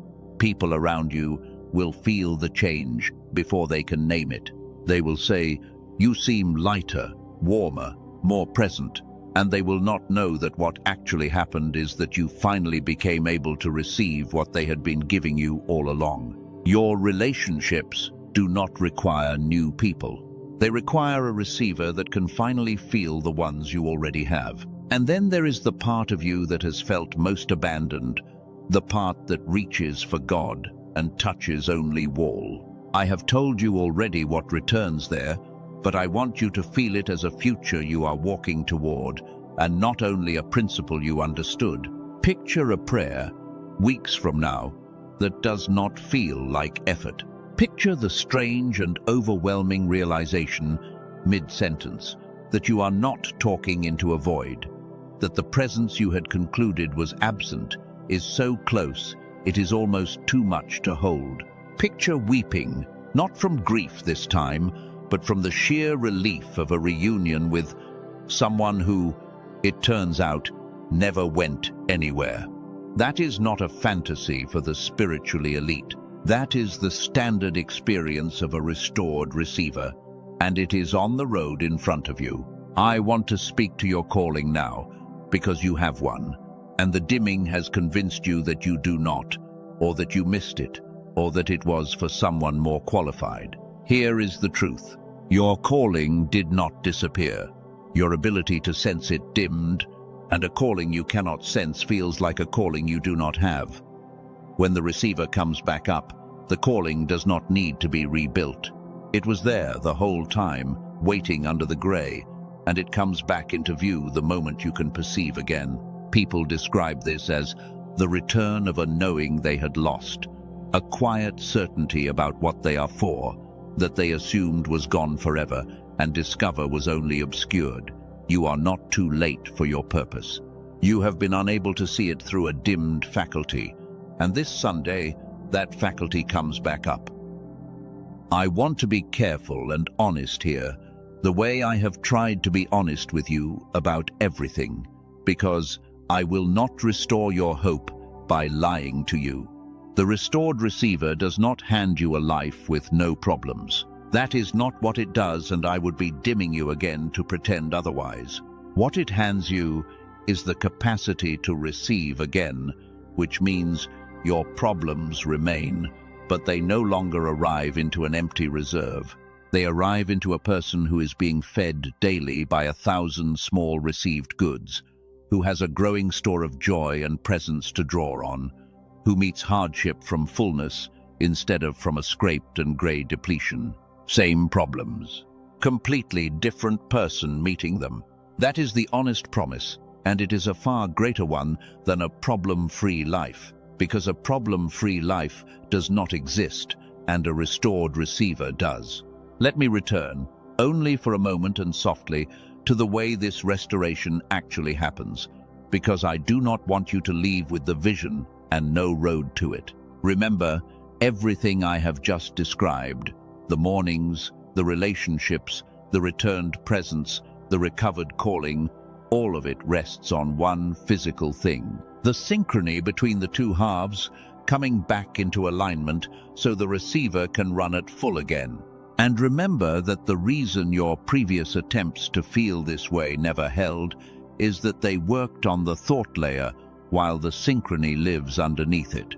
What reaches the synchrony directly is the 8-minute sequence I described, the compressed essence of clinical neural sync technology used with headphones and closed eyes on the exact layer where the dimming lives. That is the bridge between the grey life you have and the received life I have been describing. It is in the description and the pinned comment. I will not mention it again after this, because I want these final minutes to belong entirely to you and to your restoration, and not to anything else. But I would be failing you if I painted the destination and hid the road. Now, come back with me, because I want to give your reception one more piece of practice before we rise to the closing, and this one is important. I want you to receive something about yourself that you have refused for years. Are you willing? Then, here it is. You are not a burden. You are not too much. You are not the problem in the rooms you walk into. You have believed some version of that for a long time, and you believed it because a dimmed receiver could not feel the evidence to the contrary, and in the absence of felt evidence, the old accusation filled the silence. But the accusation was never true. It was only unopposed. And in this moment, I am opposing it, and I am asking your hands to oppose it with me. If any part of you is willing to release the verdict that you are too much, that you are a burden, that you are the problem, type 2 words where you are watching. Type I release. Do not wait until you fully believe it. Belief comes after the release, not before. Type I release, and let your hands begin the letting go that your heart will finish. I release. That verdict has ridden on your back for years, and it was never yours to carry, and this is the moment it comes off. Feel how much lighter the next breath is. That is not imagination. That is what happens when a receiver, even slightly restored, stops running the old accusation on a loop and lets a true thing in instead. You have just done, in miniature, the very thing this whole message is about. You received a truth about yourself that the dimming had been blocking. Multiply that by a receiver turned all the way back up, running every day, and you begin to understand what this Sunday actually holds for you. Not one released verdict, a whole life of them. A faculty that finally lets the truth in faster than the lies can accumulate. We are close now to the highest part of all, the part where I speak something over your life directly, and I want you to be settled and open when we get there. So, take a breath with me before we climb. In through the nose, slow, and let it go. One more. And as you breathe, feel that a great deal has already shifted in you in these minutes, more than you came expecting, and that the shift is real, and that it is only the beginning. Stay with me just a little longer. What comes next is the reason this Sunday was decided before the week began, and it belongs to you. I want to answer a question that some of you have been quietly holding since the very first sentence. Why Sunday? Why did I tell you it would be Sunday and not any other day? And is that only a manner of speaking, or is there something to it? There is something to it, and I want to give it to you because it will make the day even surer when it comes. Sunday has always carried a particular weight in the life of the Spirit. It is the day set apart, the first day, the day of rest and of rising, the day when ordinary labor stops and something is allowed to be received that the striving of the other 6 days crowds out. And that is precisely the condition a dimmed receiver needs in order to come back up. The dimming is fed by striving, by the endless producing and managing and pushing through that pulls the two halves out of synchrony. A day set apart from that striving is a day when the synchrony has room to begin returning on its own. Most people waste their Sundays. They fill them with the same restless doing that fills every other day, or they collapse into a numb exhaustion that is not the same as rest. And so the one day built to let reception return gets spent exactly like the 6 that dimmed it. But you are not going to waste this one. You are going to come into this Sunday knowing what it is for, knowing that it is a day set apart, a day when the striving stops long enough for the receiver to breathe, a day whose whole ancient purpose was to let a person receive what the working days would not let in. You are going to cooperate with the day instead of fighting it. And a Sunday cooperated with is a powerful thing. There is a reason rest was commanded and not merely suggested. The one who made you knew that a creature who never stops striving slowly loses the capacity to receive, and he built a rhythm into the week to protect that capacity one day in 7 when the dial gets a chance to come back up. You have been overriding that rhythm for years, the way the whole modern world overrides it, and paying for it with a receiver that never gets to recover. This Sunday, you stop overriding it. You let the day be what it was always meant to be. And a receiver that has been longing for exactly this kind of rest responds to it faster than you would believe. So when Sunday comes, I want you to treat it as holy, not in a heavy or religious performance way, but in the simplest sense. Let it be set apart. Let some of the striving stop. Let yourself rest in a way you have not let yourself rest in a long time. And into that rest, the reception you have been denied all week, all month, all year, will begin to flow, because you will finally have made the room it needs. That is why Sunday, not because a single day is magic, but because the day set apart was always the day designed for exactly the restoration you now need, and you are finally going to let it do its ancient work in you. And here is the beautiful thing. Once you have had one Sunday like that, one true day of set-apart rest that let your receiver come back up, you will understand how to give yourself smaller versions of it through the week, so that the dial does not fully dim again between Sundays. The day teaches you the rhythm, and the rhythm keeps you restored. That is how a single best day becomes a restored life. It shows you the pattern, and then you live the pattern, and the pattern keeps the light up. So come into this Sunday ready to rest, ready to receive, ready to let the day be holy. It has been waiting to do this for you for a very long time. Before we rise to the closing, I have to show you who you become on the other side of this, because a restored receiver does not only give you back your mornings and your relationships and your sense of God, it gives you back yourself. And there is a specific self waiting under the gray that I want you to meet, because you have forgotten it is there. There is a version of you that sees, not sees in the ordinary way, but perceives underneath the surface of things, senses what is really happening in a room, in a person, in a season, before anyone has said a word. You had this as a child.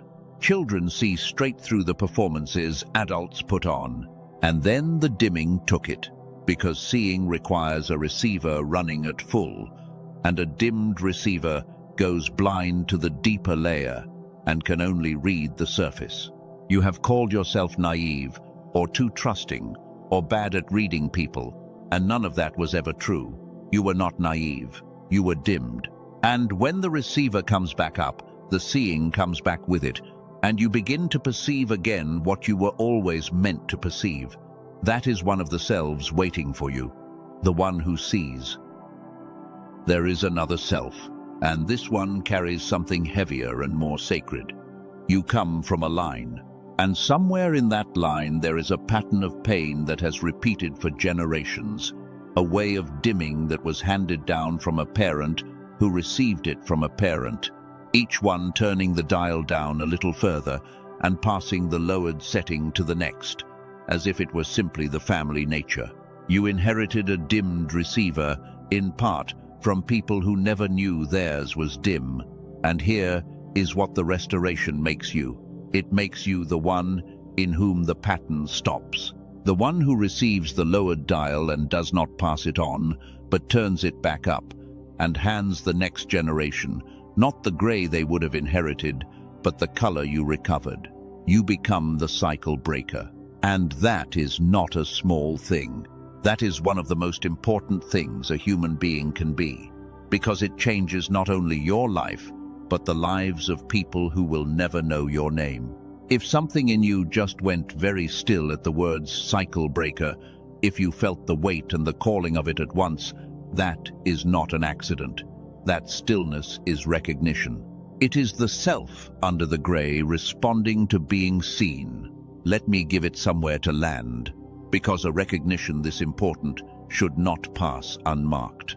Type 3 words where you are watching from.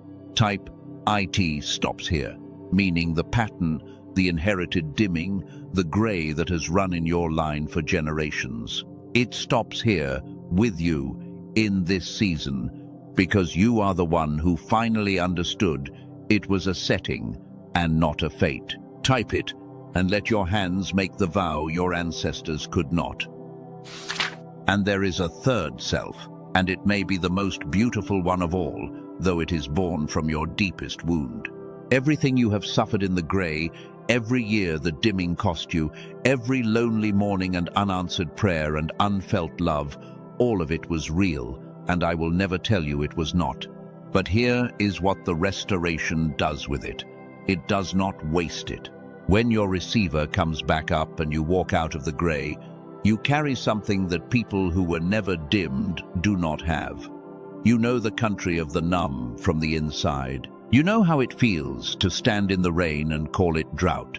And that knowing makes you able to reach people still trapped there in a way that no untouched person ever could. Your wound becomes a map. The very years you thought were stolen from you become the thing that qualifies you to lead others out. You become the wounded healer, and there is no more powerful kind, because the ones you help will trust you precisely because you have been where they are. Do you see what has just happened to your own story? Everything the dimming took, we have now accounted for, and not one piece of it is waste. The blindness becomes sight. The inherited grey becomes the cycle broken. The stolen years become the map that saves others. This is what restoration means. It is not that the past is erased. It is that the past is redeemed, taken up, and turned into the exact material of the self you were always meant to become. A receiver turned back up does not give you a different life. It gives you your own life back, with every dark chapter revealed to have been preparing a light you could not yet see. Let me speak directly to the stolen years now, because I know they haunt you, and I will not leave them unhealed. There is an old promise given to people who had lost years to a devouring they could not stop, and the promise was not that the years would be forgotten or that they did not matter. The promise was that the years would be restored, given back, repaid. That a season of devouring would be followed by a season in which the lost time was returned with such fullness that the loss itself was swallowed up. I believe that promise is for you, and I believe this Sunday is where its down payment lands, because the restoration of the receiver is precisely how stolen years get returned. Not by turning back the clock, which cannot be done, but by so filling the days ahead with the reception you were denied, that the sum of what you receive from here forward overflows what the grey took from you. Think of it this way. If the dimming caused you to receive at a fraction for 20 years, then a receiver restored to full does not merely stop the loss. It begins to pay it back, because now every day deposits into a reserve that was empty for 2 decades, and it deposits at full strength instead of at a fraction. The math of restoration is not subtraction anymore. It is compounding, and a life that compounds, received good, day after day, from a restored faculty, catches up to, and then passes, what the grey years cost, faster than you would believe. That is what it means for the years to be given back, not erased, outweighed, overwhelmed by an abundance on the other side. I want to catch one more piece of resistance before we climb, because it tends to rise right here, right when the vision gets this large. Some part of you is whispering that this is too much for you specifically. That restoration like this is for other people, more spiritual people, more deserving people, people who did not fail as many times as you did. I want to dismantle that whisper completely, because it is the last wall between you and your Sunday. The restoration is not a reward for the deserving. If it were, none of us would qualify, because a dimmed receiver cannot earn its way back to full any more than a fogged window can wash itself. The restoration is a repair, and a repair does not ask whether the broken thing deserves to work again. It asks only whether it can be fixed, and your receiver can be fixed. Your worthiness was never the question. Your receiver was. So set the whisper down. You do not have to become deserving first. You do not have to fix your failures first. You do not have to feel worthy first. Worthiness is a thought layer concern, and your restoration happens underneath the thought layer, on the physical synchrony that does not check your record before it comes back into alignment. The most disqualified feeling person watching me right now is exactly as eligible for a restored receiver as the most confident, because eligibility here is not about merit, it is about mechanism, and the mechanism does not discriminate, it simply repairs. Let that be the death of the last excuse. If you have been telling yourself that this kind of restoration is for someone else, someone better, someone who has not failed the way you have, I want your hands to end that lie right now. Type 2 words where you are watching. Type I qualify. Not because you have earned it, because eligibility here was never about earning. I qualify on the grounds of a mechanism that repairs without asking for your resume. Type it and let the last wall fall. Now we are ready to climb, because every excuse has been answered, every wall has fallen, every self under the grey has been named and called back into the light. You know what has been dimming you. You know it was never your fault. You know it can be restored, and how, and that you qualify. There is nothing left between you and your Sunday except to receive the blessing I am about to speak over your life. So take one more breath, settle into the place where you are, and come with me into the sacred part of this, the part I have been protecting for you all along. It is time. I want to do something with you now that words alone cannot do, and I need you to let me lead you into it slowly. Wherever you are, if it is safe to do so, I want you to soften, not close down. Soften. Let your shoulders come down from where they have been braced. Let your jaw unclench. Let the hands that have been holding on to everything open just slightly. We are going to practice the very reception that this Sunday will restore, and we are going to do it together right now, so that your faculty remembers the shape of it before the day arrives. Take a slow breath and bring your attention to the top of your head. I want you to imagine a warmth there, gentle, unhurried, the kind of light a low sun lays across a room in the late afternoon. And I want you to let that warmth begin, very slowly, to move down through you, and as it moves, imagine it doing one simple thing, turning the dial back up wherever it passes. Not forcing, not straining, simply restoring the setting that was always meant to be there. Let it move down across your face, and as it passes your eyes, let them soften, because your eyes have been working so hard to watch for the next disappointment that they forgot how to simply see. Let the warmth move down through your throat, and as it passes, let something loosen there, because your throat has been holding words you never got to say, and swallowing truths you were not allowed to speak. Let it move down into your chest, and here I want you to slow down and stay a moment, because your chest is where the dimming has lived the longest. Feel the warmth settle into the center of your chest, right behind the breastbone, in the place where you have carried the heaviness of every gray morning. And I want you to imagine that this is the exact location of the receiver we have been naming this whole time, right there. And I want you to imagine the warmth reaching it, finding the dial turned down low, and beginning, gently, to turn it back up. You may feel something physical as I say this, a warmth, a loosening, a pressure that wants to release into tears. Whatever rises, let it rise. Do not turn the dial back down to stay safe. This is the safety. This is the repair, beginning.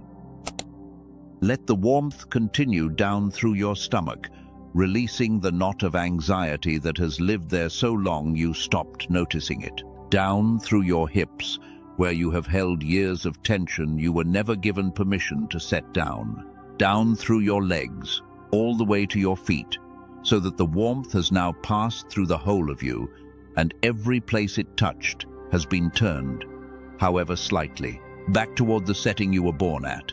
Take a breath here. Feel that you are, right now, a little more open than you were when this message began. That opening is real. Hold it. Now, from inside that opening, I want to walk you into the Sunday itself, because I want you to arrive there already knowing the shape of it. Picture the night before. You go to sleep, and, for once, the last thoughts before sleep are not a rehearsal of everything wrong. Something in you knows. A quiet expectancy, the good kind, the kind a child feels the night before, something wonderful. You may not be able to name what you are expecting, but you feel it, that low hum of anticipation we named earlier as one of the signs. You sleep more deeply than you have in a long time, and then the morning. You wake, and the first thing you notice is what is missing. The weight. The grey. It has not arrived.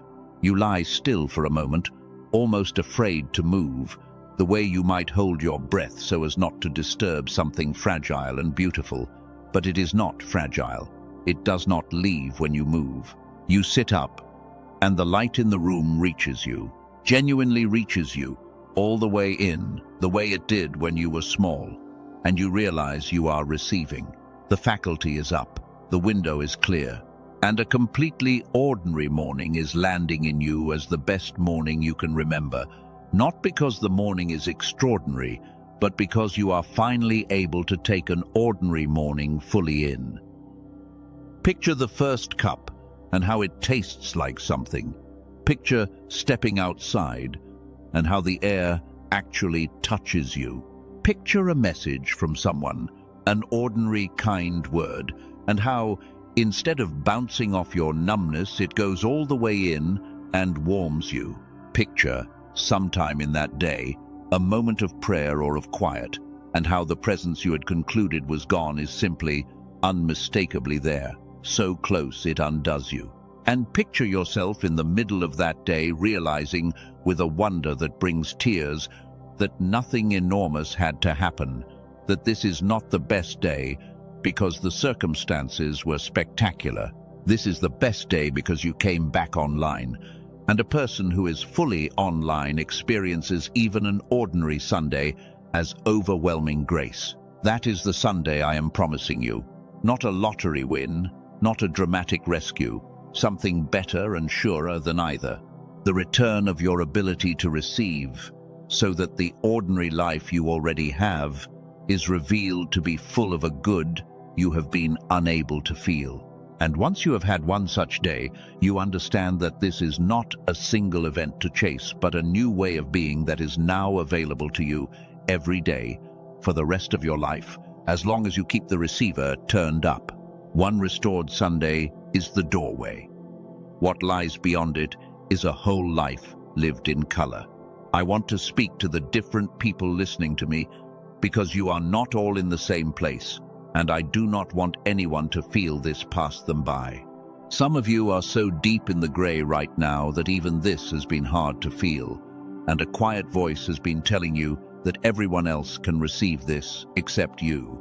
I want you specifically to hear this. The depth of your gray is not a disqualification. It is the opposite. The most dimmed receivers experience the most dramatic restoration because they have the furthest to travel back into the light, and the contrast when they arrive is overwhelming. Your numbness is not the reason you will miss this. It is the measure of how much color is waiting on the other side of it. Do not let the very symptom convince you the cure is not for you. And some of you have already felt a great deal shift in these minutes, and a different voice is warning you not to trust it, telling you it will fade like everything else. I have already told you why the other things faded.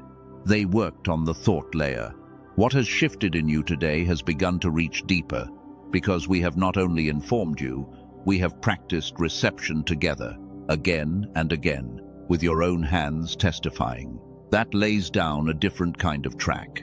But even so, I will be honest, a single message is a beginning, not a completion, and the receiver wants daily tending on the layer underneath the thoughts to hold its new setting. You already know where the road to that is. It has been named, and it is below. What matters right now is that the shift you feel is real. It is yours, and it does not have to fade if you tend it. Let me gather all of it now, because we are nearly at the highest place. And before I speak the blessing over you, I want you to hold the whole of what you have received today in a single view. You came in carrying a verdict that you were the problem, that nothing works for you, that your best days were behind you or would never come. And in these minutes, that verdict has been overturned. You learned that you are not a person who receives little, but a person who has retained little, which is a curable condition. You learned that the grey was a dimmed setting and not your nature. You learned that the failure of everything you tried was not your weakness, but a mismatch of layers. You learned that an interference, not your inadequacy, kept reaching for your dial. You learned that you live on an appointed clock and that its hands have moved to this exact Sunday. You learned that the receiver can be restored at the physical layer through a real and reachable means. And you met the selves waiting under the grey, the one who sees, the cycle breaker, the wounded healer, and you were told, truthfully, that not one of your dark years was wasted. That is not a small morning of content. That is a reordering of your entire understanding of your own life. And if you received even half of it, you are already a different person than the one who started listening, because reception changes the receiver. So take a breath and let yourself feel that something genuine has happened here, that you did not waste this time, that you were met. And then come with me into the last and highest part, because I told you at the very beginning that before this message ended, I would speak something directly over on bare life, and the moment for that has come. Settle in. Let your hands be open. Let the receiver stay up. It is time for the blessing. So receive this, chosen one, because I am speaking it over you now, and I want you to let it land instead of deflecting it the way the dimming taught you to deflect every good word aimed at you. Over your mind, I speak restoration. I speak the turning up of the dial that was turned down without your consent. I speak the reconnection of every part of you that drifted out of synchrony under the weight of surviving. I speak clarity where there has been fog, and reception where there has been that flat grey wall. And I declare that the faculty you were born with, the one that received an ordinary afternoon as if it were paradise, is coming back online in you. Not someday, in this season, beginning on the Sunday that was decided before the week began. Over your eyes, I speak sight. The deep seeing you had as a child and lost, the perception that reads underneath the surface of people and rooms and seasons, I speak its return. You will stop mistaking your dimmed blindness for naivety. You will begin again to know what is really happening before anyone tells you, because a restored receiver sees, and you were always one of the ones who sees. Over your heart, I speak the end of the numbness. I speak into that place behind your breastbone where the dial has sat too low for too long, and I declare that it is being turned back toward the setting of your birth. The love that people have been offering you and you could not feel, I speak your capacity to feel it returning. The presence of God you concluded was absent. I speak your ability to perceive it coming back, and I tell you that on the day it returns, you will weep, and the weeping will not be grief. It will be reunion.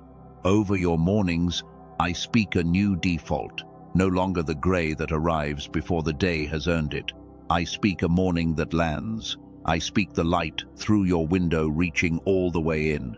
I speak the first ordinary moments of your ordinary days, becoming the very places where you meet an extraordinary grace, because you are finally able to receive them. I declare that the treadmill of identical days is ending, and not because your circumstances were rearranged, but because the one living them came back to life. And over this coming Sunday specifically, I speak the word that this whole message has carried. I declare it an appointed day, not an ordinary square on a calendar, but a door on the second clock, a convergence long in the assembling, arriving now because the readiness is finally complete. I speak that you will wake into it already changed. I speak that the good, which has been trying to reach you for longer than you know, will finally find a receiver able to hold it. And I declare, without flinching, that this Sunday will be the best day of your life, because for the first time in years, you will be present enough to know that it is. I want you to receive one more thing over your mind before we move on, because the interference will try to steal this blessing the moment it lands. And I want you armed.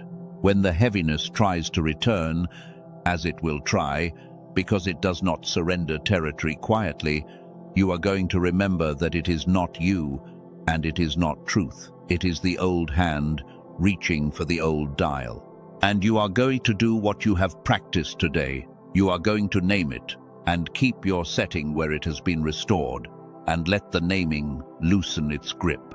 I speak over you the authority to keep your own dial, not to fight an exhausting war against the heaviness, but to simply recognize it and refuse it, which is all the authority you have ever needed and never knew you had. Now, before I go further into the blessing, I want to give your reception one more place to testify, because a blessing this large should be sealed by your own agreement, or it slides off. If you are willing to receive what I have just spoken over your mind, your eyes, your heart, your mornings, and your Sunday, I want you to type 2 words where you are watching from. Type, I receive. Not, I hope. Not, maybe. I receive, as an act of agreement between your open hands and the words spoken over you, because a blessing lands where it is received and slides off where it is deflected, and I do not want a single word of this to slide off you today. I receive. Let your hands close around it. Let me tell you about one more life, because I promised you honesty, and part of honesty is showing you that this is not theory.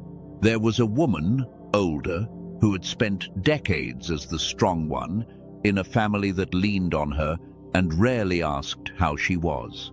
She had prayed for so long into what felt like silence that she had quietly made peace with the idea that some people simply do not get to feel God, and that she was one of them. She was not bitter about it. She had just accepted it, the way you accept a permanent gray sky in a place that never sees sun. And then her receiver came back up, and she said, the thing that undoes me every time I hear a version of it. She said, he was here the whole time. She was not angry that she had missed it. She was overwhelmed that it had never been the rejection she feared. The distance had been inside her own dimmed faculty, and the moment the faculty came up, the distance was simply not there, and had never really been there, and the God she had strained toward across a chasm had been sitting beside her the entire length of the silence. I tell you her story because I suspect you have made a similar quiet peace with a similar gray sky. You have decided that some blessing, some closeness, some aliveness is simply not for you, and you have stopped reaching for it, not out of despair, but out of a kind of tired acceptance. And I am here to tell you that your gray sky is not permanent weather. It is a dimmed receiver, and the sun you concluded does not shine on you has been shining the whole time, waiting for the faculty that perceives it to come back up. This Sunday is when the clouds that were never real begin to part. So let me speak over the years you thought you lost, because they are part of this blessing and I will not leave them out. Over every season the gray devoured, I speak restoration, not erasure, because the years happened, and I will not insult your suffering by pretending otherwise, but restoration. I declare that the days ahead of you will be so full of the reception you were denied, that the sum of what you receive from here forward will overflow and outweigh everything the dimming took. I speak the compounding of good into your empty reserve, day after day, at full strength, until the account that sat empty for years is not merely refilled, but overflowing. I declare that you will look back, not many seasons from now, and find that the math of your life has changed from subtraction into abundance, and that the years the locusts ate have been repaid to you in a currency you had forgotten you could even hold. There is more blessing to speak, and I am going to speak it over your relationships, over your provision, over your calling, and over your bloodline, because the restoration of the receiver reaches every one of those, and I want each of them named and sealed before we come to rest. So stay open, keep the dial up, let each word land, and testify to each one as it comes. We are in the highest part of this now, the part I protected for you from the beginning, and I am not going to hurry it, because a life is being reordered, and a life deserves to be blessed slowly. Stay with me. There is still more that belongs to you.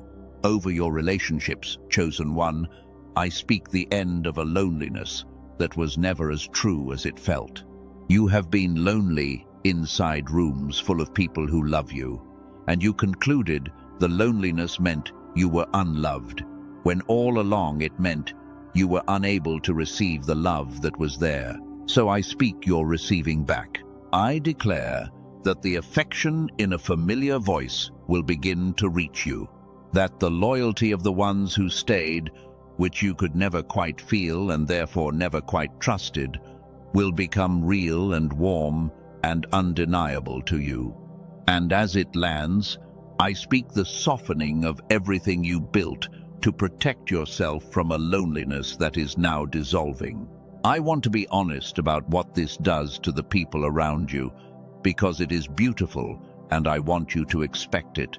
When your receiver comes up, they will feel it before they can name it. They will say, "You seem lighter, warmer, more here." They will not know that what changed is not your circumstances, but your capacity to feel them next to you at last. Some relationships you had quietly given up on will come back to life, not because the other person changed, but because you finally became able to receive what they were always offering. I speak that restoration over your closest bonds, and I speak new warmth into the ones that had gone cold from a coldness that was really just your numbness. Over your provision, I speak with care, because I will not make you promises about numbers that I have no right to make, and I will not turn this sacred moment into a transaction. But I will speak this, because it is true. So much of what you have called lack has been a lack of reception, not a lack of provision. You have been given more than you have been able to feel, carried more than you have been able to register, provided for in 100 quiet ways your dimmed faculty could not log. So I speak first the return of your ability to see the provision that is already there, because a restored receiver stops living in a felt scarcity that the facts do not support. And from that restored sight, I speak the kind of clarity and aliveness that lets a person move toward what is theirs without the fog that has made every decision feel like guessing in the dark. I speak over the years of provision that felt devoured, and I declare them under the old promise of restoration. I speak that the season of the receiver running at a fraction is ending, and that a season of receiving at full is beginning, and that in the receiving your reserve will fill, and from a full reserve a person makes different choices, carries themselves differently, and walks into rooms and opportunities as someone who is fed rather than someone who is starving. I will not promise you a number. I will promise you the restored faculty from which a whole different relationship with provision becomes possible. And that is the truer gift. Over your calling, I speak the lifting of the fog that made you believe you had missed it or never had one. Hear me, your calling never disappeared. Your ability to perceive it dimmed, and a calling you cannot perceive feels exactly like a calling you do not have. So, I do not speak a new calling over you, because you do not need one. I speak the return of your perception, so that the calling that has been waiting under the gray this whole time comes back into view. I declare the return of the quiet knowing, the certainty about what you are for, that you assumed was gone, and that was only obscured. You are not too late for your purpose.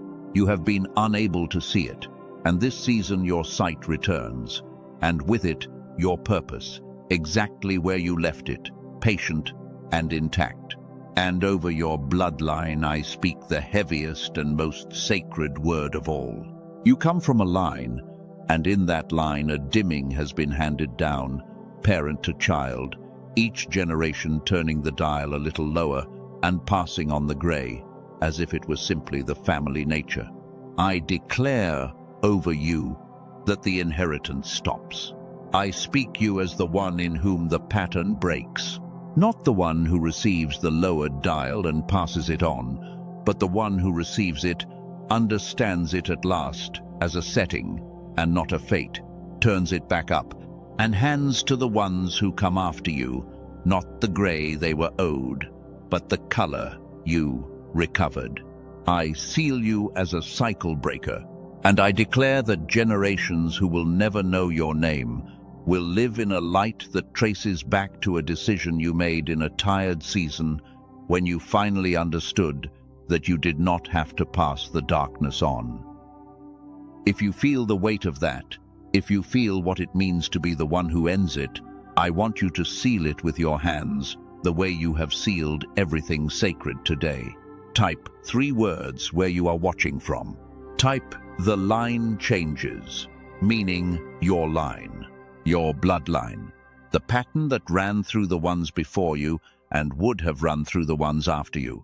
The line changes, here, with you, because you were the one who woke up. Type it, and let it be a covenant between you and every generation on both sides of you. I want to gather the whole blessing now into a single stream, so that you feel it as one thing and not as separate pieces, because your life is one thing and it is being blessed as one thing. Over your mind, restoration. Over your eyes, sight.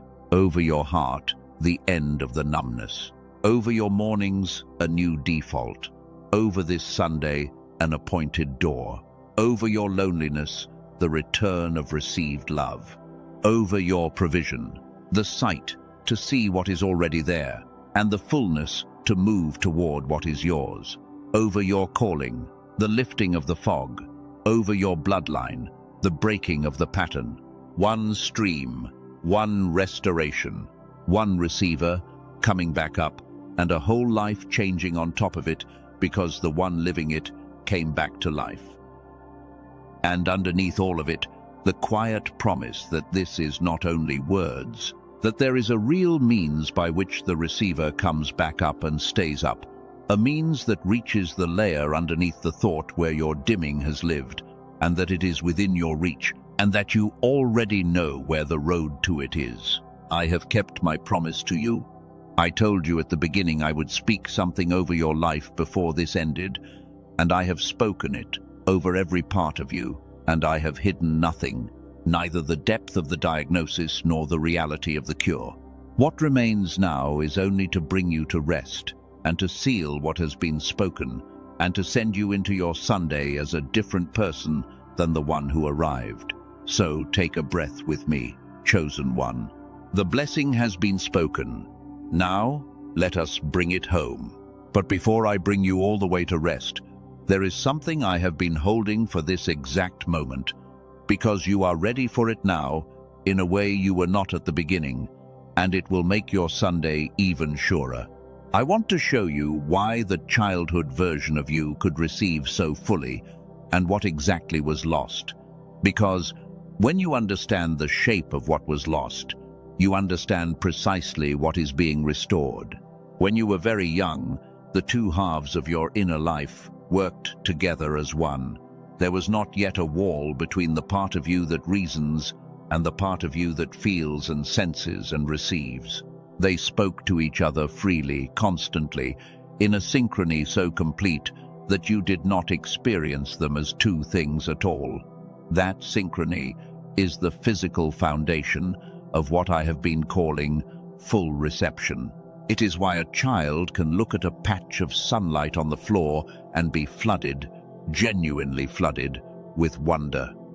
The wonder is not naivety. It is what reception looks like when the two halves are in synchrony and nothing is being filtered out. And then the world began its slow work, not cruelly, not all at once, but relentlessly, a way of living that rewards one half and starves the other, that prizes the reasoning, the producing, the managing, the pushing through, and quietly punishes the feeling, the sensing, the receiving, the wonder. And under that lopsided pressure, year after year, the two halves drifted out of synchrony. The wall went up. The free conversation between them slowed to a trickle, and the reception that depended on their cooperation dropped to a fraction of what it had been. That is the physical event underneath everything I have named as the dimming, not a moral failure. A loss of synchrony, engineered by a way of life that was never designed to keep you whole. There was a scientist, decades ago, who was given the highest honor in his field for revealing exactly how these two halves work and what happens when their cooperation is disrupted. The discovery reshaped how we understand the mind.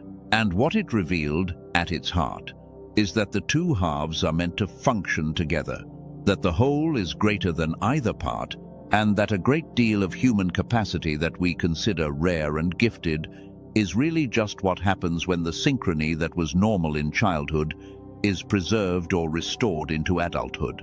The people we call geniuses, the ones who seem to see more and create more and feel more, are very often simply people whose two halves never fully lost their synchrony or who found a way to get it back.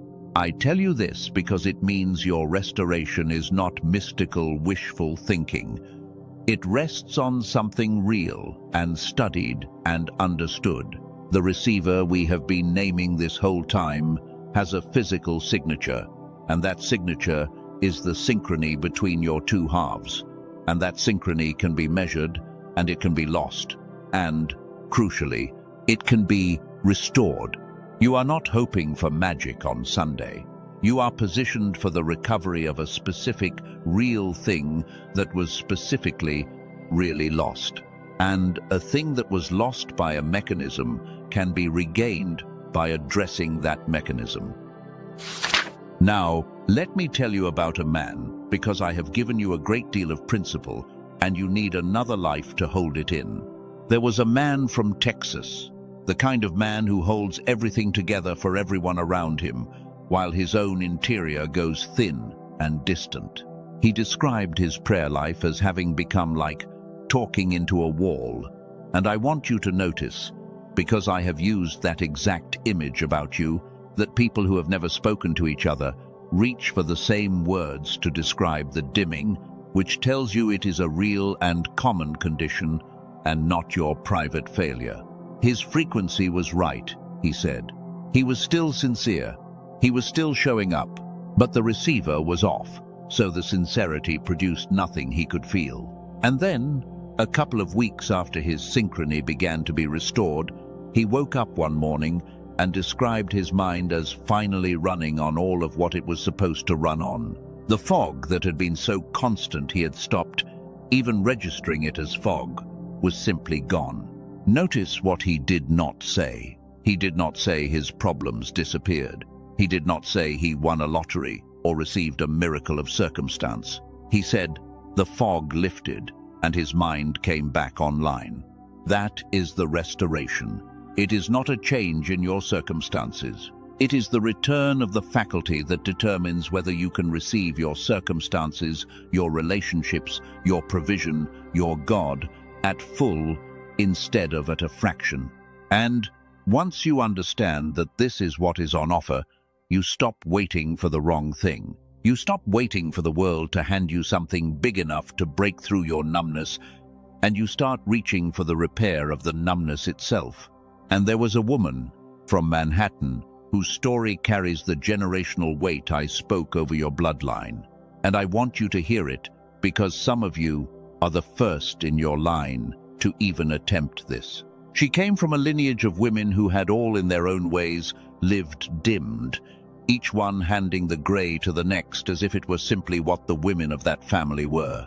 And when her receiver came back up, she described it not only as her own healing, but as something moving backward and forward through her line at once.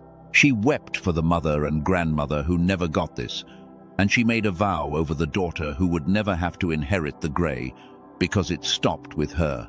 That is what a cycle breaker actually experiences, not a private improvement, a door closing on generations of darkness and a different door opening for everyone who comes after.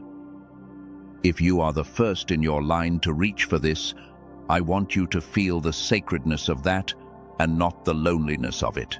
Yes, it is lonely to be the first.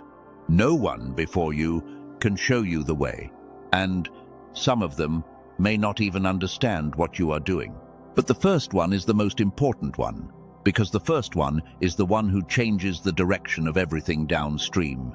You are not merely healing yourself. You are becoming the origin point of a new inheritance.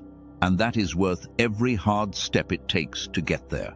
I have told you already, and I will keep my word not to belabor it, that the way these people restored their synchrony was through the compressed sequence I described, the one that reaches the physical layer directly in a few minutes a day, and that the road to it is in the description and the pinned comment for anyone whose spirit confirms it. I say it once more here only because I have now shown you the science underneath it, and I want you to understand that when you follow that road, you are not buying a hope or a mood. You are addressing the exact synchrony that a Nobel-honored discovery identified as the foundation of the whole brain aliveness you lost. That is all. I will not raise it again. These last minutes belong to you and to your rest. So let me ask you to receive one final teaching before we descend into the closing, and it is the simplest and most important of all. You do not have to earn your way back to full reception. A child did not earn the synchrony it was born with. It was simply the natural state before the world interfered. And restoration is not the achievement of a new and higher state. It is the recovery of your original one. You are not climbing towards something you have never had. You are coming home to something you were born inside of and were slowly moved out of. That is why it is possible for you specifically, no matter how far down the dial has gone, because you are not being asked to become someone new. You are being invited to become who you already were, before the dimming, underneath all of it, the whole time. Hold that as we go into the rest. You are not reaching forward into a stranger. You are reaching back into yourself. Let us do one more thing together before the closing, because you have received so much teaching, and I want to make sure it lands in your body and not only in your understanding. So once more, wherever you are, soften. Let the breath slow. And this time I want you to do something slightly different. I want you to remember, reach back, past all the grey years, to a single moment when you were young and fully alive. It does not have to be a big moment. In fact, the smaller the better. A moment when an ordinary thing overwhelmed you with its goodness. The smell of rain on hot pavement. A particular light at the end of a summer day. The feeling of being carried when you were too tired to walk. Find one, let it come, and do not just think about it.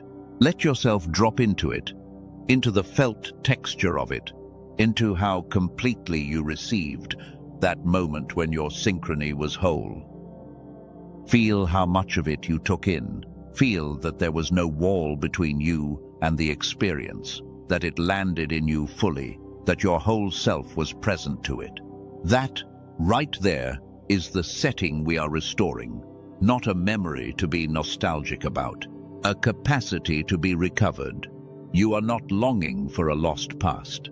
You are recognizing your own native setting, so that when it returns, you know it, you welcome it, you do not mistake it for something foreign. Stay in that moment, one breath longer. And now, bring that same quality of reception, the fullness you had then, forward into this present moment and let a little of it touch the room you are actually in right now. That transfer, that carrying of childhood reception into the present, is exactly what restoration makes permanent. Now let me speak to the objections that are still alive in some of you, because I would rather name them than let them quietly steal your Sunday. Some of you are thinking, this all sounds true, but I have believed true things before and still not changed. I have answered this already, but I will answer it once more simply, because it is the most important objection of all. You did not change before because you were working on the wrong layer. Everything you tried operated above the synchrony on the thoughts, and the synchrony sat underneath, untouched. This time, the repair reaches the correct layer. That is the entire difference, and it is not a small one. It is the difference between describing clarity to a fogged window and actually wiping the glass. Others of you are thinking, but I do not feel worthy of a restoration this complete. I have answered this too, and here is the short form. Worthiness is a thought layer question, and your restoration happens underneath the thought layer. The synchrony does not check your record before it comes back into alignment. A repair does not interview the broken thing about whether it deserves to work. Set the question down. It was never the real gate. And some of you are carrying the quietest and heaviest objection of all, the one you can barely say. What if I do all of this and it still does not work for me? What if I am the exception, the one too broken to come back? I want to hold that fear gently, because I know it is not drama, it is scar tissue from every time you hoped and fell. So hear me carefully. The restoration does not rest on your being special enough to receive it. It rests on a mechanism that is common to every human being, the synchrony between two halves that every person was born with and every person can have restored. You are not asking to be an exception to the rule. You are asking to be included in it. And the rule includes you by default, because you have the same two halves as everyone this has ever worked for. The only way to be the exception is to never reach for it at all. Reach, and you are inside the rule. Feel those 3 walls come down, because they are the last 3, and you have now seen through all of them. Not worthy enough, answered. Tried before and failed, answered. Too broken to be the exception, answered. There is nothing left standing between you and your Sunday except the simple act of receiving what has been prepared. So, let me give your agreement one more place to stand, because you are about to walk into the deepest rest of this whole message, and I want you carried into it by your own yes. If every wall has come down for you, if you are willing to stop being the exception and step inside the rule that includes you, type 2 words where you are watching from. Type, I belong, not I hope I belong. I belong, inside the rule, inside the restoration, inside the company of every person whose receiver has come back up. I belong, type it, and let it be the last stone you lay before you rest. And now I want you to notice something about this entire time we have spent together, because it is quietly one of the most important things I can show you. Look at how many times, in these minutes, you have received. You received the truth that the dimming was not your fault. You received the naming of the interference. You received the 2 clocks. You received the vision of your restored life. You received a blessing over every part of you. You received your own childhood moment just now, over and over. Your hands have testified, your heart has opened, and things have landed in you. Do you understand what that means? It means your receiver already works. It has been working this whole message. The restoration is not a distant hope. It is something you have been doing in real time for this entire time. All Sunday does, all the daily tending does, is make permanent and full what you have already proven you can do. So you are not walking toward a stranger, and you are not gambling on a miracle. You are extending into permanence, a capacity you have exercised beautifully for this entire message. You received today. You will receive on Sunday. And you will keep receiving more and more fully as the synchrony is tended and restored until the fraction you have been living on becomes the fullness you were born inside of. That is the whole arc, and you are already standing well inside it. Now let us go the rest of the way down into rest, and let me seal over you everything that has been spoken, so that you carry it out of these minutes and into the appointed day that is coming for you. Breathe with me. We are almost home now, truly. So let everything grow quiet now.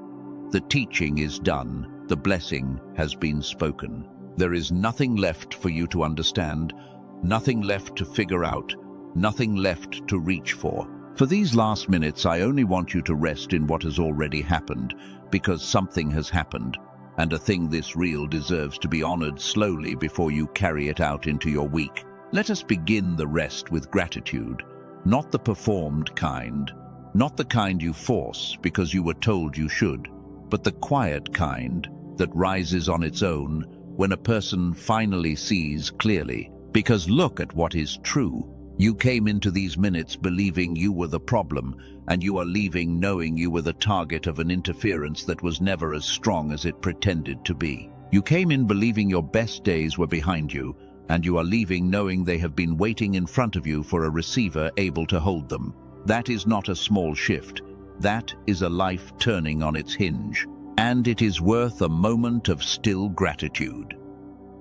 I am grateful on your behalf for the years you survived even while dimmed, because it took a strength most people will never be asked for, and you gave it, morning after grey morning, without applause. I am grateful for the part of you that kept reaching, even when reaching produced only silence, because that reaching is the reason you are here now, at the edge of restoration, instead of fully asleep like the ones who stopped reaching long ago. I am grateful that something in you refused to fully die, refused to accept the grey as final, and kept a small light burning that this message could find and fan back into flame. That refusal was you. Honor it.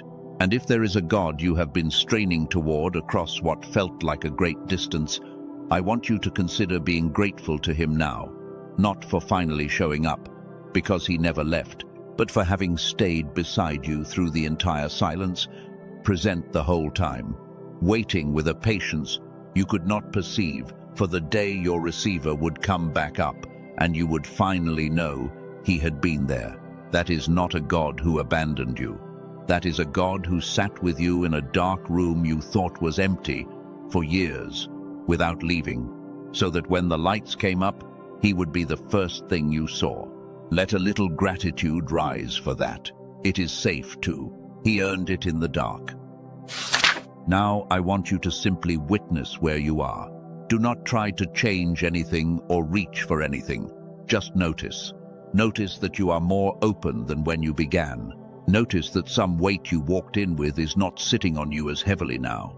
Notice that you have received again and again throughout this time, and that the receiving did not destroy you the way the flinch always warned it would.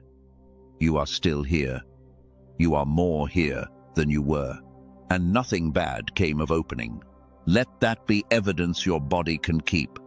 Opening did not cost you. Opening gave you back to yourself. I want to acknowledge something tender before we go into the release, because I know that for some of you, hope has been the most dangerous thing in the world. The thing that hurt you worst every time you let it in. And you have let it in today, more than you meant to, and a part of you is frightened by how much you let it in, already bracing for the fall. I want to speak to that frightened part directly and gently. You are not going to fall the way you fell before, not because nothing will ever be hard again, but because this time the hope is not resting on your circumstances cooperating. It is resting on the restoration of a faculty, and a faculty that is being repaired does not depend on the weather of your life to keep it setting. You have hoped in fragile things before, and they broke. This hope is anchored in something sturdier than your circumstances. It is anchored in the recovery of your own capacity to receive, and that is the one thing no external disappointment can take from you once it is restored. So you can let the hope stay. You do not have to guard the dial anymore. You do not have to protect yourself from a fall that is not coming in the way you fear. Let your hands, which have been clenched around self-protection for so many years that they have forgotten how to be open, stay open a little longer. Nothing is going to be snatched from them. This is a different kind of hope than the ones that hurt you, and it is safe to hold, and it is yours. We are ready now for the release, which is the part of this that will lift the most weight, so I want you settled and open going into it. Everything so far has added something to you. Truth, blessing, sight, agreement. What comes next takes something off of you, the accumulated load you have carried for years, much of which was never yours to carry in the first place. So take a breath and let your shoulders come all the way down and prepare to set some things down that you have been holding for so long you forgot you were allowed to put them down. The releasing begins now, and it is going to make you lighter than you have been in a very long time. Come with me. I want you to picture for a moment all the weight you have been carrying gathered into your two hands. All of it. The verdict that you were the problem. The shame of the dimming you did not even cause. The exhaustion of being strong for everyone. The years you believe you lost. The hope you have been too afraid to hold. Picture it all, heavy, in your open hands, held out in front of you. And now, as I speak, we are going to set it down, piece by piece, and you are going to feel yourself grow lighter with each one. Release the belief that you were the problem. It was never true. You were the target, not the problem, and a target is defended, not fixed. Let that verdict fall from your hands now. Release it. Release the shame of the grey.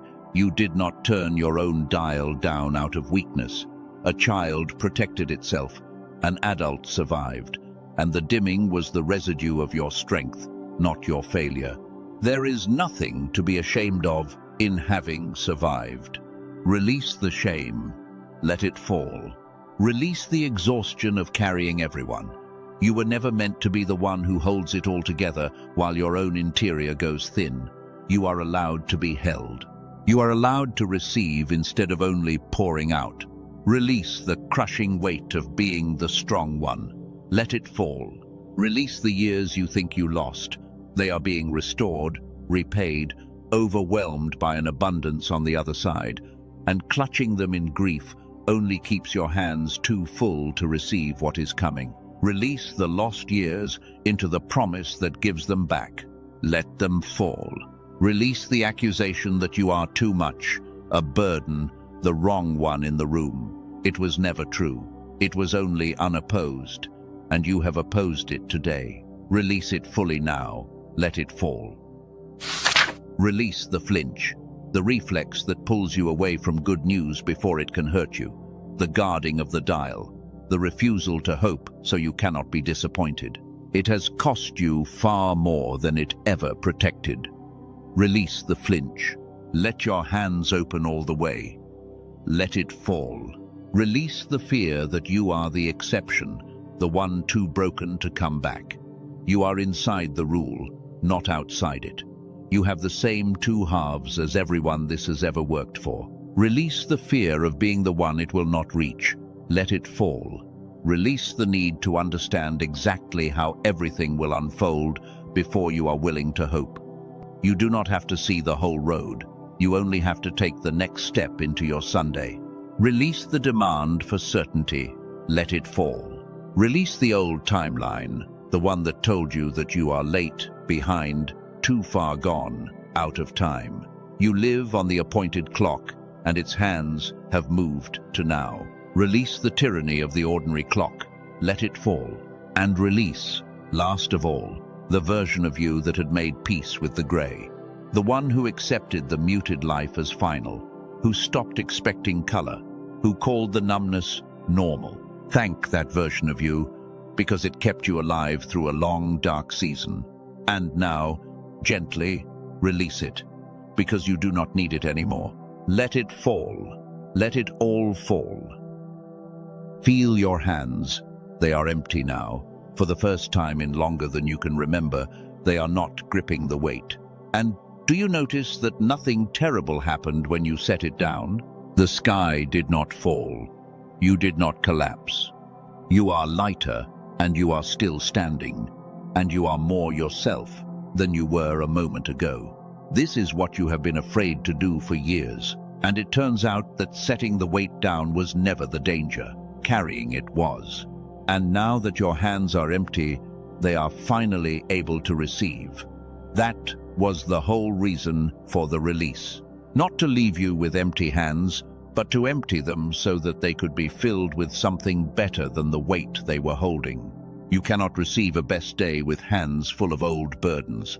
So we emptied them, and now they are open, and now they are ready. And now, into these open and emptied hands, we are going to place the truest thing of all, the declaration of who you actually are, underneath everything the gray convinced you that you were. Keep your hands open. What comes next is not more weight. It is your identity returned to you at last. Rise with me into it. So speak these with me, or if you cannot speak them out loud, let them be spoken over you and receive each one into your open hands. This is who you are, underneath everything the gray convinced you that you were. Not who you are trying to become, who you already are, being uncovered at last. I am not the problem I was told I was. I am a chosen one whose receiver was dimmed and is being restored. I am not a person nothing works for. I am a person who received much and could not retain it, and my retention is being repaired. I am not late. I am arriving exactly on the appointed clock, at exactly the convergence I was always moving toward. I am not too broken to come back. I am inside the rule that includes every person this has ever reached, because I carry the same two halves, and my synchrony is being restored. I am not the burden I feared I was. I am a gift whose light was hidden under a gray my hands are done carrying. I am the one who sees. The perception I lost is returning, and I will read the deeper layer of things again the way I did as a child. I am the cycle breaker. The dimming that ran through my line stops with me, and the ones who come after me will inherit color instead of gray. I am the wounded healer. Not one of my dark years was wasted, and the country of the numb that I know from the inside becomes the map by which I lead others out. I am able to receive again. I have proven it in these very minutes, and what I have done here I will do on my Sunday, and I will keep doing it as my synchrony is restored, until the fraction I lived on becomes the fullness I was born inside of. I am not waiting for the world to hand me something big enough to break through my numbness. I am reaching for the repair of the numbness itself, and an ordinary Sunday will be enough, because I will finally be able to receive it. And this Sunday will be the best day of my life. Not because my circumstances were rearranged, but because I came back online, and a person who is fully alive receives even an ordinary day as overwhelming grace. Feel that. Feel that those are not affirmations you are forcing against the evidence. They are descriptions of what is actually true underneath the gray, coming into the light because your receiver is finally open enough to let them in. This is not you pretending to be someone. This is you stopping the pretense that you were ever the small gray thing the dimming told you that you were. The declaration is not a costume. It is the removal of one. And I want to give you one last place to make this yours, because a declaration sealed by your own hand holds in a way that a declaration merely heard does not. This is the final one, so let it be the strongest. Wherever you are watching from, I want you to declare it with your hands. Type 3 words. Type, I am restored. Present tense, because the restoration began today and continues on Sunday and does not depend on your feeling finished to be true. I am restored, not I will be. I am. Let your hands make the declaration your whole life is going to spend the coming season proving true. I am restored. Type it and let it stand as the seal of everything spoken over you here. And let this comment be more than a marker. Let it be a stake driven into the ground of this day, so that when the heaviness tries to return, as it will try, you can look back and see, in your own words, in your own hand, the moment you declared what was true. The interference works by making you forget. Your declaration, written where you can find it again, is a memory it cannot erase. You have testified. Let the testimony stand guard over you. Now there is only one thing left to do, and it is the gentlest of all. Everything has been taught. Everything has been released. Everything has been declared. What remains is to seal it, to close the sacred space we have made, and to send you out of these minutes and into the appointed day, carrying all of it. So let the energy come down now, slowly, from the peak of the declaration into the deep, still place where things are sealed. Breathe. We are at the very end now, and the end is quiet, and it is holy, and it is yours. Let me seal this over you. Before I seal this, I want to speak protection over you, because you are leaving these minutes carrying something valuable, and valuable things get reached for. I told you at the beginning that the interference concentrates on the ones who are closest to waking up, and you are now one of the ones who is closest to waking up, which means the days right after this one may bring a push to talk you back down into the gray. I do not tell you that to frighten you. I tell you that to arm you, because a push you expect has almost no power, and a push you understand has none at all. So here is your protection. In the coming days, when the heaviness tries to return and whisper that today was just a nice feeling that will fade like all the others, you are going to recognize the voice.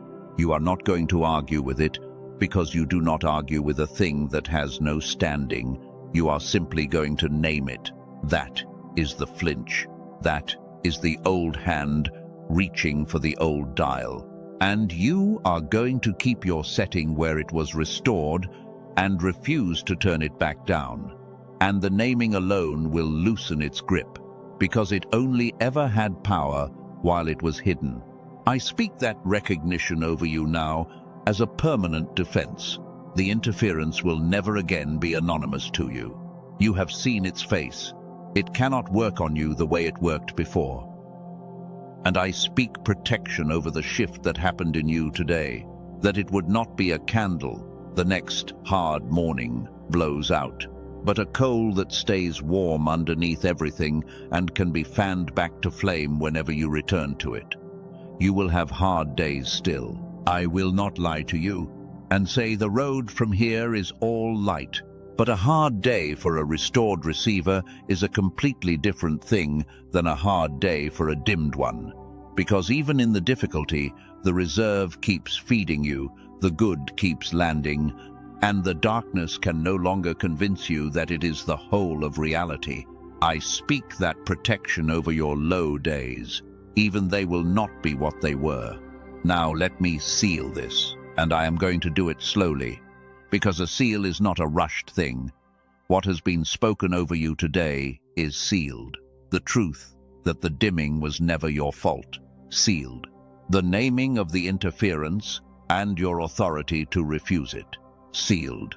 The 2 clocks and your arrival on the appointed one, sealed.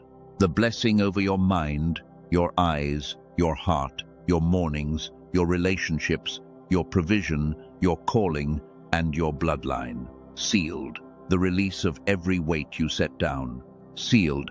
The declaration of who you truly are underneath the gray, sealed. And the promise of the Sunday that was decided before this week began, sealed. I want to leave one part of the seal open, though on purpose, because there is a kind of sealing that finishes not in this moment, but in the moment it comes true. So I am not going to fully close this. I am going to leave a thread of it running forward into your Sunday, so that when you wake into that appointed day and feel the grey fail to arrive and the light reach all the way in, the seal completes itself in you, in the living of it. The final word of this blessing will not be spoken by me. It will be spoken by your own restored morning. I am only speaking the beginning of the sentence. Your Sunday will speak the end of it. And you are not alone in this, though the grey has told you for years that you are. Right now, in this same moment, others are receiving this same restoration, others whose receivers have been dimmed by the same tired world, others who are waking up on the same appointed clock. You are part of a company of people coming back online together, a quiet awakening happening in more hearts than you know, in rooms you will never see at the same hour as yours. The loneliness of the grey told you that you were the only one who felt this way. You were never the only one. You are one of many, waking together, and there is a strength in that you can lean on when your own feels thin. Somewhere tonight, another dimmed receiver is coming back up at the exact moment yours is. You are not the last of a dying thing. You are among the first of a returning one. So carry that with you. When you feel alone in this in the coming days, remember that you are part of a company, that others are keeping their dials up on the same mornings you are keeping yours, that the awakening is larger than your single life and does not depend on your single strength. You are held by more than you can see, both by the God who stayed beside you through the whole silence and by the company of the waking that you have now joined. Lean on both when you need to. That is what they are for. There is almost nothing left to say now, and what is left is small and quiet and holds the weight of everything before it. So let me bring you all the way home into the final stillness and speak the last words over you and send you out of these minutes and into the life that is waiting. Stay with me for one more breath. The very end is the gentlest part, and I have saved it for you. So let me speak over the days between now and your Sunday, because they matter, and I do not want you to walk them unblessed.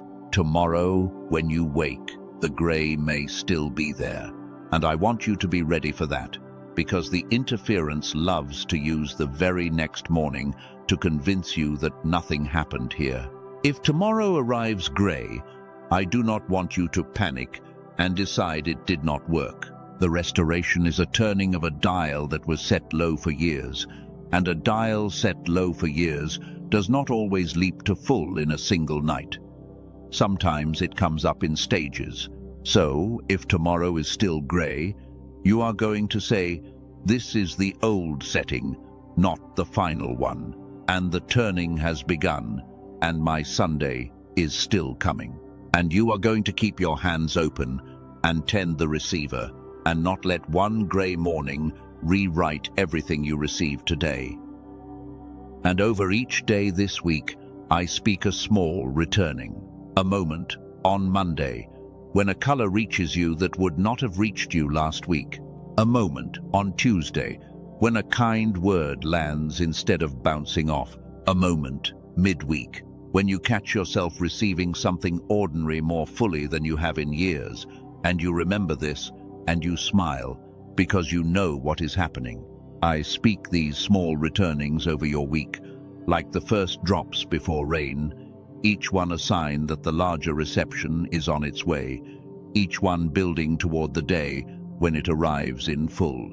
Watch for them. Name them when they come. Let each one strengthen you for the next. And then Sunday. I speak it one final time, and I want you to receive it as a settled thing and not a wish. You will wake, and you will notice what is missing before you notice anything else. The absence of the weight, the failure of the grey to arrive, and you will lie still, hardly believing it, and it will not leave when you move, and the light will reach you all the way in. And the first ordinary moments of that ordinary day will land in you as grace, because you will finally be able to hold them. And somewhere in that day, you will be undone by the realization that nothing enormous had to happen, that the best day of your life turned out to be an ordinary Sunday received by a restored heart, and that this is available to you not once but as a new way of being for the rest of your days, as long as you keep the receiver up. That is my final word over your Sunday. It is decided. It is coming. It is yours. I speak over you a lasting protection, that the light which came up in you today would not be easily put out, that you would return to this well whenever you need it, and that the God who stayed beside you through the whole silence would be, from Sunday forward, not a distant figure you strain toward, but a present companion you can feel, because your receiver will finally be open enough to know he is there. I speak that the distance you have felt from him was never rejection and never absence, only the fog of a dimmed faculty, and that as the fog lifts, you will discover a nearness that undoes years of loneliness in a single, overwhelming moment. That reunion is coming. I have seen it come for others. It is coming for you, and I speak over your future self, the one a year from now, the one 2 years from now, who will look back at this exact moment as the hinge on which everything turned. That future you is real, and that future you is grateful to the you of today for staying through this whole message, for keeping your hands open, for receiving instead of deflecting, for typing the words that testified when the mind was too tired to hold them. Everything that future you becomes traces back to the fact that you did not scroll away today. You stayed, and staying was the first act of the restored life. It has already begun. You began it by not leaving. So now, I bring you all the way home. Let the breath slow all the way down. Let the room grow quiet. Let your open hands rest. What has been spoken over you is sealed, and what has been released will not be picked back up, and what has been declared is true, and what has been promised is coming. There is nothing left for you to do in this moment but rest in it and let it be, and carry it out into the days ahead like a coal that stays warm underneath everything. You are a chosen one. Your receiver was dimmed, and it is being restored. Your best days were never behind you. They were waiting in front of you for a heart able to hold them, and that heart is coming back to life, beginning now, completing on the appointed day. You are not late. You are not broken. You are not the problem. You are not alone. You are restored, and you are arriving, and this Sunday will be the best day of your life. Receive it, chosen one. It is sealed. It is done, and so it is.